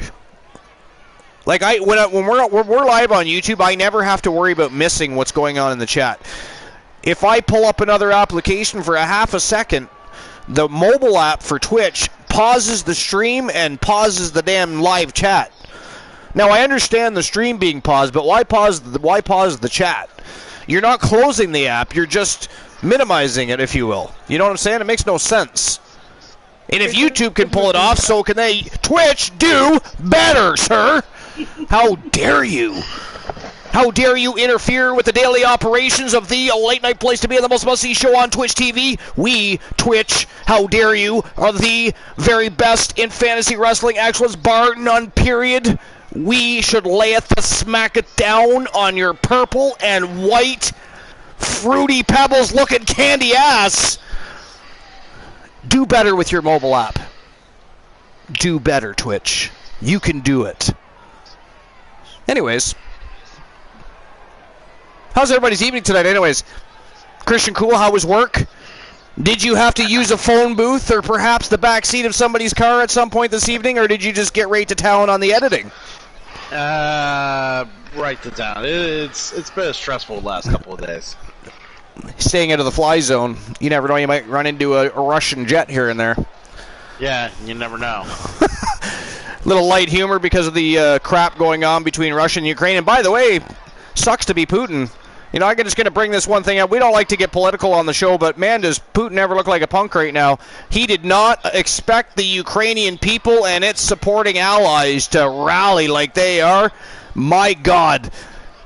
the problem is, and we're not going to continue much of a discussion, but the problem is I think it is time that maybe Putin realizes that his mindset is a little bit back in time. A little outdated. Antiquated? He still thinks he's part of the KGB, and that's part of the problem.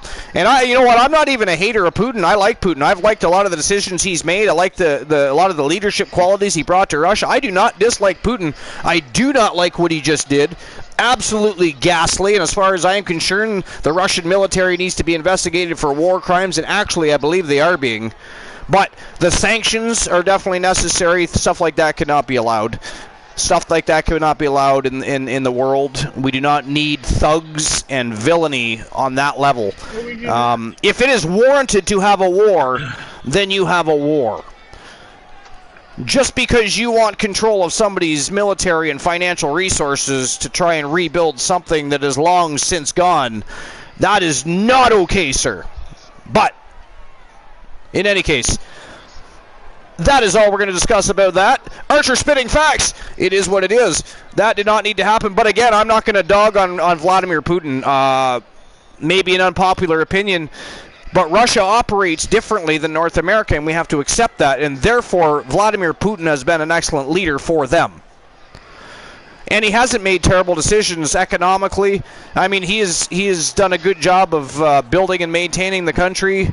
There's a lot of reasons that Vladimir Putin makes a great president. There's a lot of reasons why maybe he shouldn't be president anymore, though. That's the problem. And I'm not one of those people that are like, hey, we should police the world. I think other continents and other countries should be allowed to have their own laws and regulations. Just if they're going to come visit our continent and our countries, they should have to act accordingly. And that's all that should be required. You should behave in anybody's country. But I don't think anybody should be going over to somebody else's country and telling them how they should live and operate. If they want to eat a dog, they can eat a dog. They don't like that we eat cows, but I love having me a great hamburger on the barbecue, so it is what it is. Fuck you. But that aside, shit is happening in the world. It is going to get resolved. I don't expect it to get too crazy. I think we can all probably sleep fairly well at night. Besides, we've got I'm Canadian, but I'm going to say it anyways. We got the great military of the United States of America watching the world. And not much is going to happen without them seeing it. And whether anybody is a big fan of the United States military or not, I don't care. They are the greatest military in the world. Nobody is taking anybody out without them having something to do with it. And believe me, the Russians and the Chinese aren't going to topple the American military or all of their allies ever, so don't worry about that. It may make a mess in certain parts of the world, but believe me, that will not happen. That will not happen. But anyways, on to better things, because this is all just a bunch of depressing shit. You know, we can talk all night about what we think about what's going on over in Ukraine, and what we think of Vladimir Putin and everything in between. But it is just depressing, and we've got better things to do, like celebrate the fact that we are the single best professional wrestling promotion on planet Earth today. And we're going to get the show on the go. It's time to get to the next match of the evening. Most countries don't have a standing... I missed that because I went too far, and I don't have my dashboard in front of me. Somebody want to read that for me? Most countries don't have a standing military because of America's military being so strong. Oh, it's not just strong, it is powerful. And believe me, and hell, you've got even ex-U.S. military and personnel that are no longer with certain levels and branches of the government, etc. anymore, that have spoke out about certain things and said, like, listen, the American military has stuff that even scares us. And that's not meant to make anybody lose sleep. What that means is the United States of America has technology and weaponry available, if need be, for defense of North America as a whole. That means Canada, even Mexico, even though, you know, Mexico kind of marches to the beat of their own drum. We would protect them if need be, mostly because, you know, eventually... it's one of those things. I'm surprised the Americans haven't actually overtaken Mexico yet, I'll be honest. I mean, the Mexican, their government is they may as well just put the cartel in control, for Christ's sakes. And I don't say they should control the country as in take it over like Vladimir Putin style here. I'm talking, that's a country that is in serious need of reform. It's been in need of reform for years. It's a capital of drugs, right, for the world, for that matter. They're a plague, and they have a lot of good people down there that would really like better leadership, a better way of life, and less drugs circulating their very beautiful country, by the way. I don't know if anybody's been to Mexico, but that fucking place is gorgeous and has a lot of great history. Texas would know all about that. Some of those southern states would know all about the greatness of the Spanish coming from Mexico, but they are one of those countries that I believe actually need to have their government reformed. Bromer says the Canadian military will take over the world, then we'll all be sorry. Yeah, I don't think that's ever going to happen. The last time, we almost did build back our military. We were on the road. Like, people joke, but let's be honest. You go back and look at history, Canadians had one of the strongest armies in the world, bar none, period. We beat the shit out of some folks. But then they tore apart our military. The Liberals, they do it all the time. They tear down our military to the point where we have pickup trucks and BB guns and walk around calling ourselves peacekeepers. It's fantastic. We get shot at and can't shoot back and a whole bunch of other garbage. But anyways, when Stephen Harper was in power, he was building back our military. And believe me, all of us Canadians, for the most part, want our military in place. Not because we want to go around policing the world, but because if we want, we would like a better defense system for our own country. We don't want to rely on the American military all the time. We know they're there. They're our partners in crime. They're our neighbors, our brothers in arms, but we don't want to rely on them all the time. We do not want to rely on the United Kingdom all of the time. We want to whoop ass ourselves. But also, there's a reason nobody invades Canada. We are the only crazy motherfuckers that know how to survive on this land.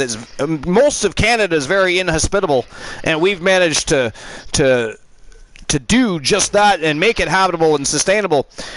But we've got everything from crazy drunk gun collectors to farmers to hunters. Everybody has guns up here. So if you want to take over Canada, good luck with that shit, because there's fucking 12-year-olds up here target practicing in their backyards. We have more guns per capita than most of the countries in the world, period. We just have very good gun control, so we don't have half the problems other people do with their gun violence. That's all. That's it. That's all. People shit on gun control. Well, let me tell you, ours works very well. Just some people think you need an automatic rifle to shoot a deer. There's stupid shit like that. But anyway, let's get back to the show. Our next matchup of the evening, it is a no-holds-barred match. This is the co-main event of the evening. Yeah! No holds barred. It is one of the newcomers. He is on a tear. He is undefeated. He is Nathan Galaxy Alpha, better known as Galaxy. He was the one that grew up in Japan. His parents relocated for work purposes. He spent all his career wrestling over in Japan, learning the strong style. He came to North America. He has inked a contract, and he is here, ready to make an impact and try to dethrone King Kylos, who is a double champion. He's the national heavyweight champion. He is also the WCW World Television Champion. Let's get things underway. It is showtime and go time. No holds barred, baby. Let's go. Archie, you got banned for a match. Who the fuck banned me on the Archiverse NWA? Zombie Master. Zombie? Zombie? Are you for real? I'm gonna have to commentate the match. I just stepped away to do some dishes. Now I gotta come back and commentate the fucking match. So, Zombie Master. Cool trying to grab a 15 minutes of fame spotlight there. Nobody is commentating tonight. This is the Archiverse NWA. But the conversations have been absolutely exquisite tonight. The night has been grand. The mood has been awesome. And Zombie swoops on in and smack down to the host with the most. How dare you, Zombie Master? He's a rude motherfucker. He is a rude... For a dead person, he has got very poor bed manners, I'm telling you. I have over 90,000 fucking Archerverse bucks. You don't see me spending them to make you not be part of a match. Zombie says, I appreciate you so much. I ban your ass from the next match. Get out. Do not let your door hit you on the ass on the way out. Thank you for joining the broadcast. Get the fuck out of the chair. Lovely party gifts next time. Thank you very much, Zombie. I appreciate all that. How rude. How dare you, and how rude. All right, guys, enjoy the match. I'll be back when it is finito. It is the NWA National Heavyweight Championship on the line. It is King Kylos defending against Nathan Galaxy Alpha. Let's go.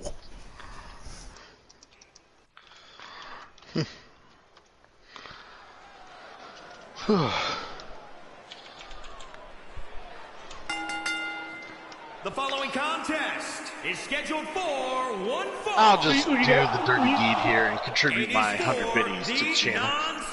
Who you guys have? Alliance Non-Stop Heavyweight Championship. This one, I'm going to go with, I'm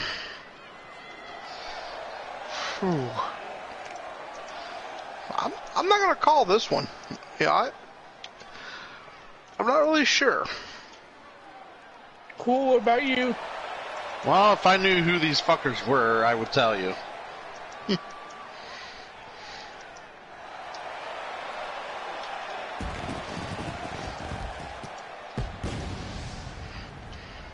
So we got newcomer in Galaxy here, alright. This guy, I mean, obviously from Japan, but I say obviously because you'd be caught dead wearing that in an American promotion, but clearly we're in Canada right now, just saying. It's a big-time opportunity, Byron, as the title will be on the line here. But yeah, so I remember who the opponent is. I have no faith in this guy. So yeah, King Kylos. You gotta show up for work to know. Miss Slamfest. Dude, I don't want to hear it. You know what I heard the other day? Oh yeah, you got your own streams to do. Yeah, don't ever cancel your streams to come to my show or help me do my show. Fuck that. You do your own shit. And then I go ahead and I follow through on his good advice and what he says. And as soon as I do, he comes up and gives me this bullshit on the chat. Makes me feel bad for missing his show. I lie.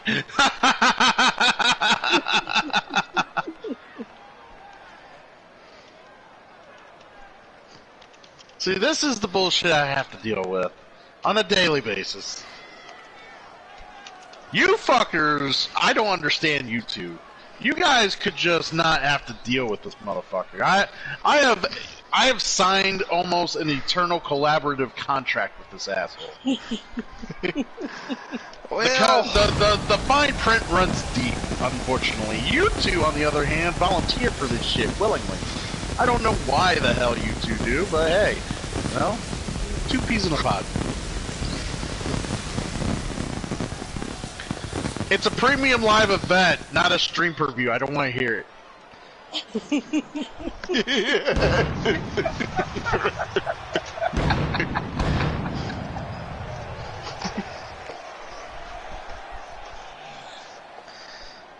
As a reminder, the title Blind is on the locksmith line here in and this accurate. match, and the champ is certainly going to have an uphill battle. That's at least I don't feel like the only one speaking into a room full of as far as title defenses go, deaf sheep. I have support in this channel. I have a following. Practically frothing at the mouth, which means the champ better be. So on his if that's the game case, tonight. is this really the Archerverse? We're pondering. Is this just more or less an extension of the Coolverse? I reach out and I just, I could just feel the intensity in the air.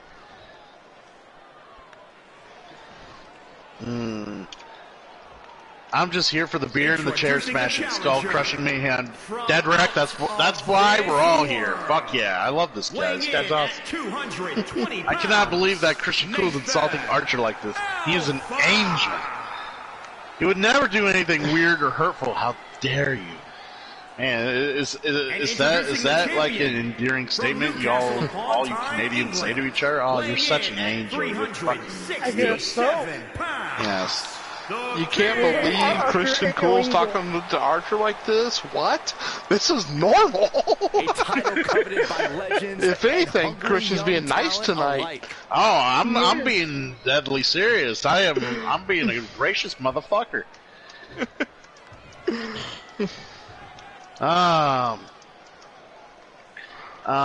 So Nathan Galaxy is Team Mr. Skittle. Yeah. I guess it's his thing. Big fight feel. History can be made here tonight. Opportunity of knocking the champion into the cover. Plenty of fight. Oh, he isn't gonna go man. away that easy. No. Despite everything that is said on this channel, I am only here to entertain. I love each and every one of you motherfuckers in the chat. And I appreciate everybody that is here supporting my buddy here in the Archerverse. That is an honest statement, an accurate fact, if you will. Neck breaker. I said like something really nice, Dylan. Does that count, or does that count as a silly cool? Like, is that is that good for you? No. If he can hold the line here, he'll be in a good position. No, that doesn't work for you. Press forward. He is just dominant right now. All right, I see how it is. Because you said it after I redeemed it, or before I redeemed it. Make up your mind. Did you say it before or after? All right. This is where we're gonna go. You want a cool? You want a silly cool? All right. Up and down. I got it. All right. Enough already. So, joke time, everybody. I got a joke for you. How do you follow Will Smith in the snow? A striking blow. From the Fresh Prince. Right! From the Fresh Prince! Man, you're smart! Good job, everybody! Alright, I got another joke for you. Ain't these jokes awesome? Alright, let's keep going. Well, they're still better than Archer's jokes. What are you talking about? He tells terrible jokes. I got the best jokes. You shut your mouth. I said they're better than Archer's. No, nothing's better than Archer's jokes. Trust me, nothing's better than Archer's jokes. He's just a funny man.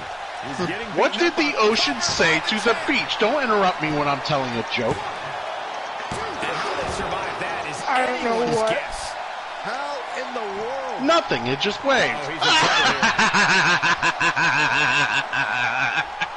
That's just knee slapping funny right there. You know why? You know what? I'm going to tell another one. Alright. I asked my dog what's 2 minus 2.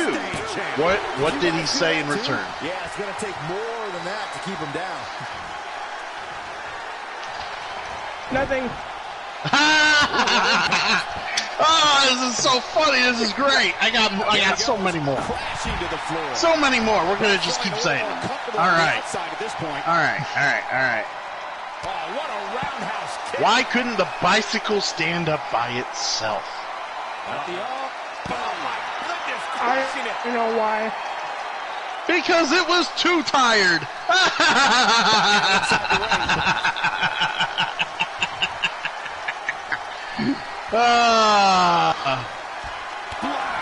Does that satisfy your silly cool? Do I gotta go on? No, you're good. Oh, you don't want to hear any more jokes? Well, just for that, I think you're gonna hear some more fucking jokes. You don't ever fucking tell me that you're good. I let you know when you're good. How do you make a tissue dance? How do you make a tissue dance, sir? I don't know how. You put a little boogie in it.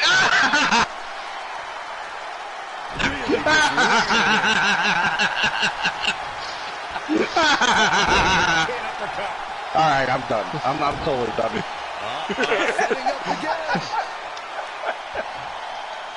Blind Locksmith, you got it. You're good. You're good. I'm going to assume that you were delayed 20 seconds because you're probably watching it on mobile, so you got it right. You're good.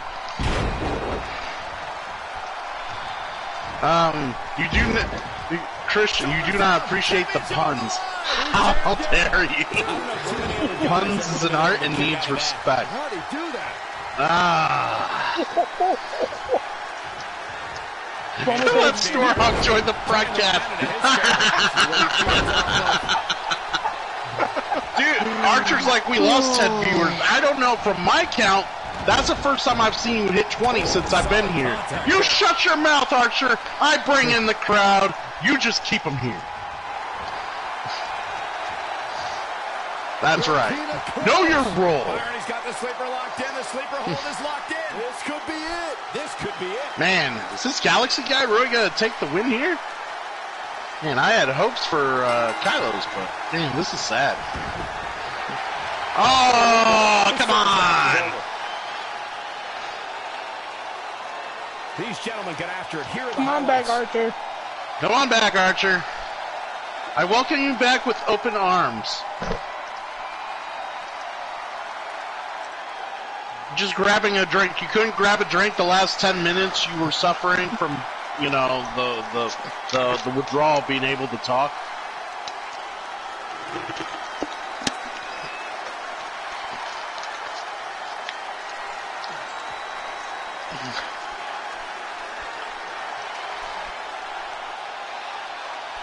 See, this is what I gotta deal with all the time. He makes poor use of his time. Nathan Alpha. And this match most certainly did not disappoint.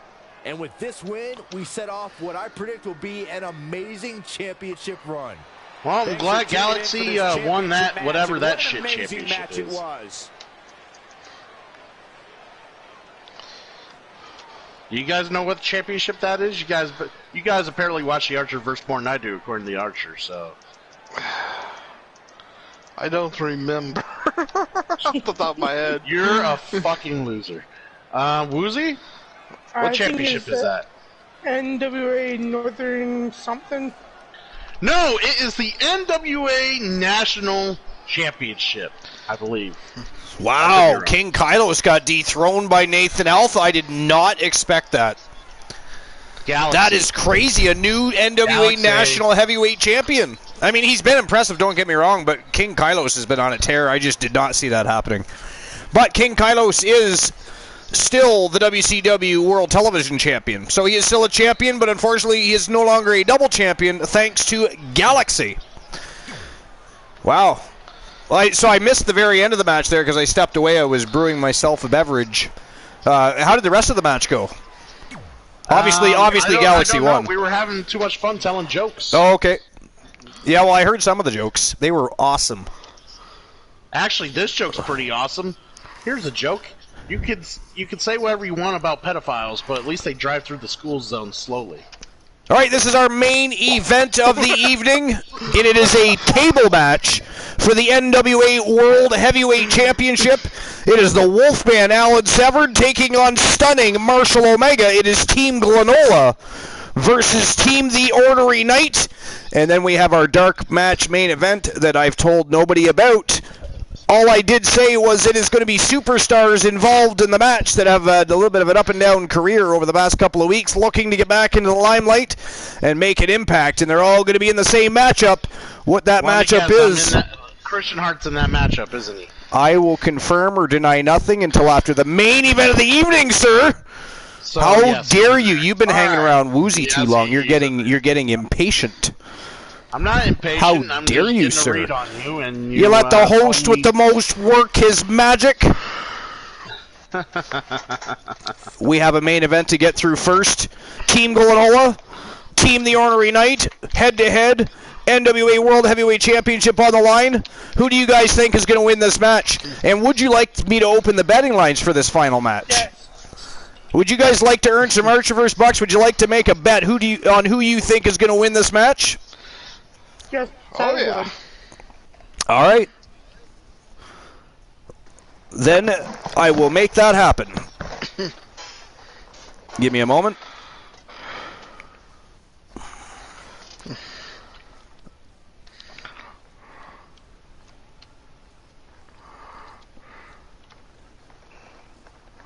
All right. Rick, I will second that. I would also be all in on Marshall Omega. I would never. Ooh, Marshall Omega's got some fans in the house. The Ornery Knight would be excited about that.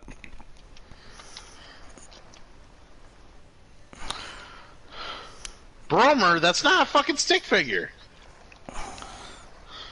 My new emotes are not stick figures. That's not a stick figure. Do you know what a stick figure looks like, you idiot? Oh, a stick figure.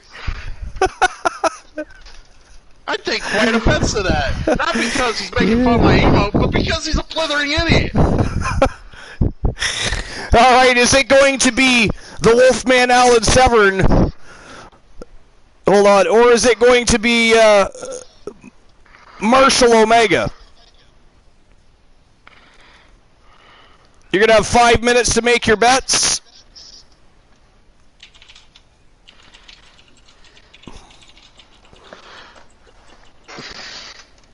If I can get it started. I'm still showing one for will Vader retain? There we go. All right, betting line is open. You have 5 minutes to make your bets. Who's it going to be, Omega or Severn? It is go time for the betting lines, and it is showtime and go time for the main event of the evening here on episode number 264, Streamer versus Streamer Showdown. It is Team Glenola versus Team The Ornery Knight for the NWA World Heavyweight Championship. Let's go.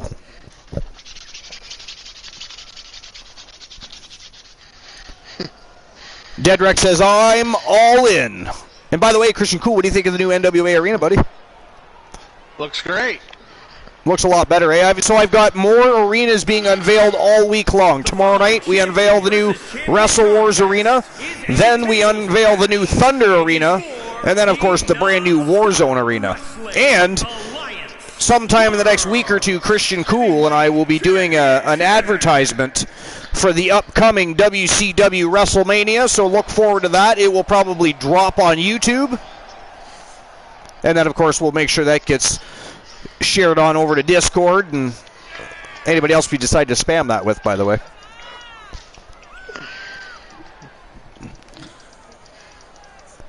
All right, here he comes.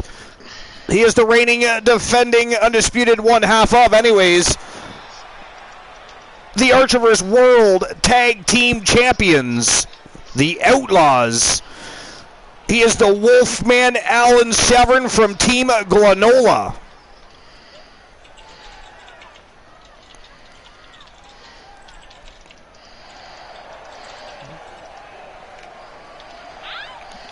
The stone cold look on his face, he's looking more like the Terminator, really. What the hell? He looks like he's ready to eat a motherfucker. Ladies and gentlemen, as a I mean, has he been hanging around Zombie Master? And in looking at the opposition, little concerned right now. Look at him. I love the wolf on the back of the jacket. At least he doesn't look like an usher at the movie theater anymore. He does not. He looks like he's a little bit. He's looking a little country, a little bit of rock and roll. And aside from that, movie theater. I'm pretty sure. Cars. Pretty sure he wants to eat somebody tonight. Corey, what does he have to do to beat the champ here tonight? He is looking fierce. What got him to this point, Cole? He must play more his cowboy game. shit. He can't change things up now just because he's in there with the champ.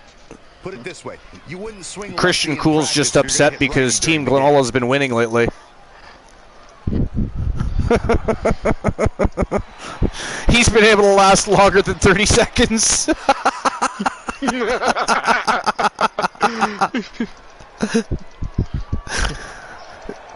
Well, I did redeem and drop a random fact.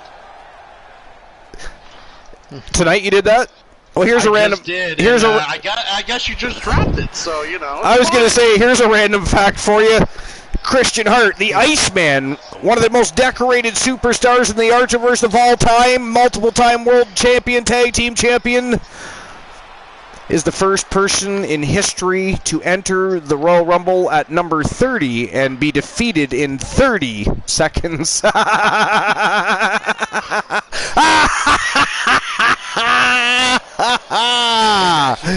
Oh, that is great and grand. It's fantastic. All the trolling of Elijah Archer and Christian Hart shits the bed in 30 seconds. Guys, on paper, you would have to say the champ comes in, and that is what she said. But there's a reason why they don't fight matches too on many paper, times. Cole. Trust me, the champ has plenty to worry about in this one. Where's Mr. T tonight? Where is the turret man? He has left us high and dry. He's abandoned us. He has not been considering the feelings of the masses. All right, here we go. Title officially on the line. Let's go. You'll have to forgive me for the lack of information on Punched him right in the face to start things off. Now that's how you start a match. See, I knew I liked Severn for a reason. There's some all-time classics. Really? Hey, can I borrow that tape, Corey? Absolutely not, Sack. This service to my sources. From a jumping sidekick to a knee right to the face. Omega's... I'll tell you, Omega has really come into his own in the past couple of months. That man has been on an absolute tear. This is the second time he's been the NWA World Heavyweight Champion. I mean, he's just been doing phenomenal. And what is with that getup? Seriously, is he an Applebee's host? Caught off guard. Oh, yeah, Christian. Don't try to hold it in, Woozy. I heard you. Christian Cool just doesn't remember what a champion dress is like. An Applebee's host. I mean, it worked for Corbin. Baron Corbin, remember that guy? It worked for him. Somehow one step ahead of each other. I mean, I get it. I see inspiration. Champ getting put to the test here. No need to panic. He's still swinging. But hold on, you didn't tell me you were a Baron Corbin fan. In a bad way here, guys. I'm not. But... Oh, no. But look like Severn is, though.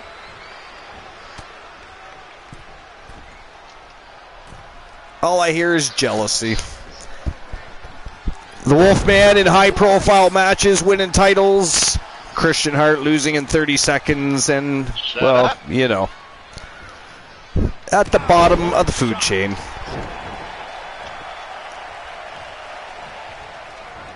You win some, you lose some. Some definitely more hastily than others. I will agree. That is a crazy statement. Have you been drinking with Woozy? No, he's a good heel. I don't like the role he's currently playing now. Okay, so I think he's capable of being a good heel. Matter of fact, I think he could be as good of a heel as Roman Reigns if they'd unleash him. But they keep putting him in stupid gimmick matches. Yeah. It's terrible what they've done with Baron Corbin, and he seems to be quite content with it too, by the way. The GM Applebee's look, like I actually liked him. Yeah, it was exciting. He was pompous. He was, you know what I mean? It was good. Yeah, like Blind Locksmith said, he's at least. Ripcord knee right to the jaw. Happy Corbin is just all. Yeah, I don't even watch it. I did it first just to see where they were going to go with it, but no, I don't watch that anymore. I just fast forward through that shit. When we even watch it, mostly Cool and I just watch AEW and NXT these days. Although we watch less AEW because AEW is kind of getting atrocious, really. Whoa! Did you see that flying crossbody off the top rope there? Man, oh man. I did. Severn showing some athleticism tonight. Did he just howl? He howled. What the hell? I told you he wants to eat a motherfucker. This is scary. Like, Alan Severn has had some weird chip on his shoulder. A strange, very gloomy mindset as of late. He's howling in the ring now. Oh! Well, at least he didn't go through it. At least he didn't go through it. Yes, Madcap almost did die at the Elimination Chamber. It was a very scary spot. Yeah, it was, yeah. Oh, power slam from hell. Omega is impressive. Look at this. Oh, he couldn't break it. Man, oh man, and Omega just drops the table over the top rope. That makes sense. I mean, is he angry because it didn't break? Yeah, he must be. He took it in on the table either way. Oh! Severn's too much of a bitch boy to break a table. You should have been paying attention to Severn. Severn just fucking dropped him. And by the way, bringing the table back into play, Severn's like, screw you. We need that table. I take it you're not a big oh, big elbow to the face. Actually busted Severn open with that one. Oh, that was a vicious bear hug to a German suplex. Oh! Oh! And a famouser. It's gotta be over. Oh, good God. Why does he keep getting rid of the table? What is his agenda here?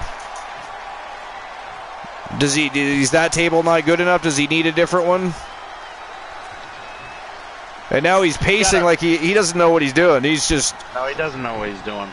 Oh! He tried to bait Severn, but Severn didn't fall for it. That is a great reversal.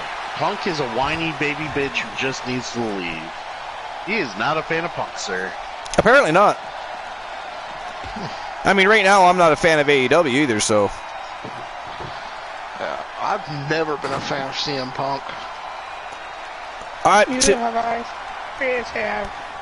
So, At one point. I get why he was the best of the independent promotions, but you can ask anybody. He didn't move a needle the entire time of the 400-plus days he was champion. I don't believe it. And that table can shorten careers. It just is what it is. People liked his merchandise, so they bought the shit out of that. So there's that, right? I mean, he made money. He did. And he made money for the company. He just didn't move the needle as far as ratings went. Well, I think part of that also is WWE didn't want to promote heavily tatted. At the time, yeah. I kind of go with my own flow type of guy. Of course they're going to push Roman Reigns and promote the shit out of him. Of course they're going to promote the shit out of Brock Lesnar. Hold on, guys. There's good working relationships with those two stars. Yep. Agreed. Yeah, Oh, missile drop kick. Oh, boy. That did not look like it felt very good. I don't even... MJF does nothing for me. I don't know. He never had anything for me either.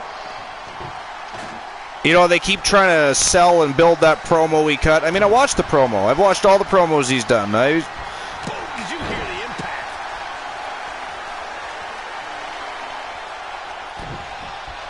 I mean, he's already been exposed by his own company as being a lesser Miz. For whatever reason they chose to do that, they were right. And, again, not sure why they did that or decided to expose that. I guess they thought they were being funny, mentioning WWE superstars on AEW television, but, oh, really? Yeah. Okay, it's one thing where I'm watching as a viewer and I make that comment to you, Archer, but it's another thing where two stars working a segment in a ring decide to not only mention opposing rival, but you're also basically making that comparison to said rival. Omega beats the Wolfman at his own game. It was the Wolfman that chose this matchup, but Severn rise to the occasion and was able to put down the dog, at least for tonight. That was a hell of a battle between two champions. Wolfman looking to become a double champ. Look at he's bleeding all over the place. But the winner of the match and still the NWA World Heavyweight Champion from Team The Ornery Knight. He is stunning Marshall Omega, and he just stunned the world again with a smashing performance. My God, he's been just unstoppable lately, hasn't he? Omega's just been awesome. That's why Christian Cool, everybody keeps choosing. They're siding with Omega every time. All right, let's see who bet for who in this. Ladies and gentlemen, thanks for joining us. All I know is I got paid. I didn't. I'll admit. I didn't. All right, let's see here. Hey, me. There is about 16,000 channel points on the line here. 16,000 Archerverse bucks about to be issued. And the winner of the match, Marshall Omega. So if you sided with Omega, you just got paid. Alright, so that is it for the main card. Now, we head to the Archerverse Rebellion Stadium for our dark match main event that nobody knew about. And maybe we'll open a betting line for that. Actually, no, we can't do that. Never mind. So Marshall Omega is still the NWA World Heavyweight Champion for another week. Or not necessarily a week. He gets challenged throughout the week periodically, so there's that. And of course, our next show, the Archerverse Wrestle Wars, where we begin the road to WCW WrestleMania. Live tomorrow night, 11 p.m. Eastern Standard Time. The superstars of the Archerverse start setting that glory road ablaze. You don't want to miss the show. Be here, because it's going to be an epic month of storytelling, feuding, raging rivalries, great conversations with great people. We're going to have a smashing time helping Vinny K promote his first event of the year, WCW WrestleMania. But we're not done tonight, so let's get to the next match of the evening, our dark match main event of the night.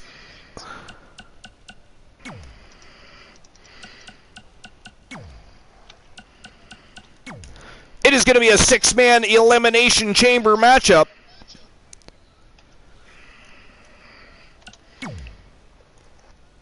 And of course, the winner of this elimination chamber matchup will get the right to fight for the Archerverse World Heavyweight Championship tomorrow night.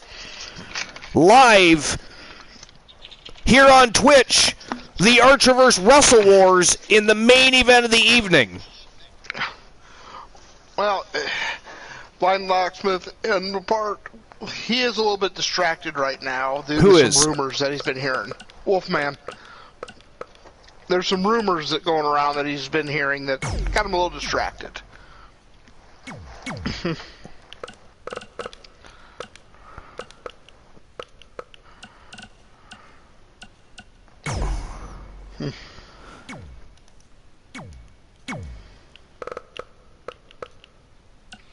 I knew I was in this match. Yeah, well, to be fair, so was Archer. I mean, they're not wrong. These guys do need a little bit of a shove in the right direction. That's what this match is about. It's all the people over the past couple of weeks that have had some victories, but have also had some close near falls and losses. And it's going to be no walk in the park.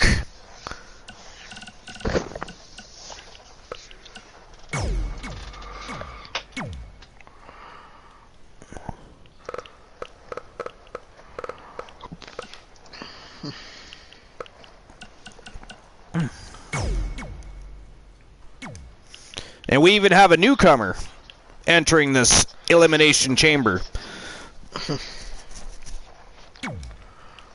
First time ever we've had a newcomer join a big high-profile matchup, especially with all these thugs that are in this. This is a very star-studded, high-profile thug match. This is going to be a battle for the agent. It is going to be a war. Are we also rewriting our narrative? And what is your narrative? That you're not so cool? You just sat over EC3 for the longest time. I was like, don't tell me you're going to add EC3. Yeah, I know. That's why I said you're not so cool, because you mentioned the change your narrative. Sir, we don't talk about such ghastly things. We leave that for Woozy so we can ban him. We leave that for you know, soul embers in the struggle bus conversations. How dare you? You should be ashamed of yourself.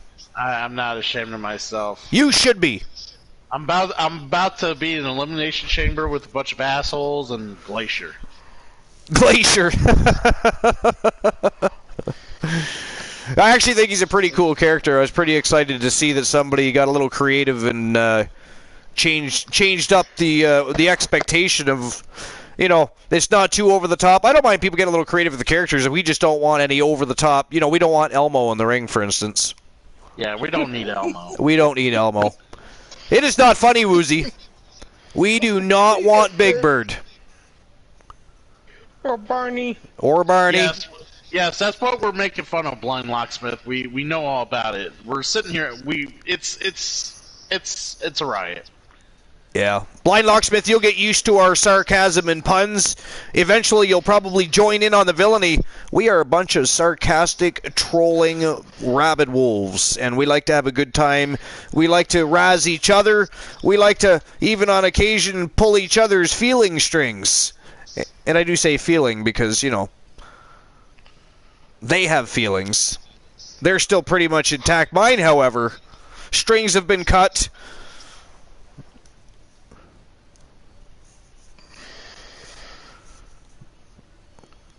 So strings have been cut, so your balls are finally gonna like lower themselves down. You're actually gonna be a man. They are dropping down to the appropriate levels. It's fantastic.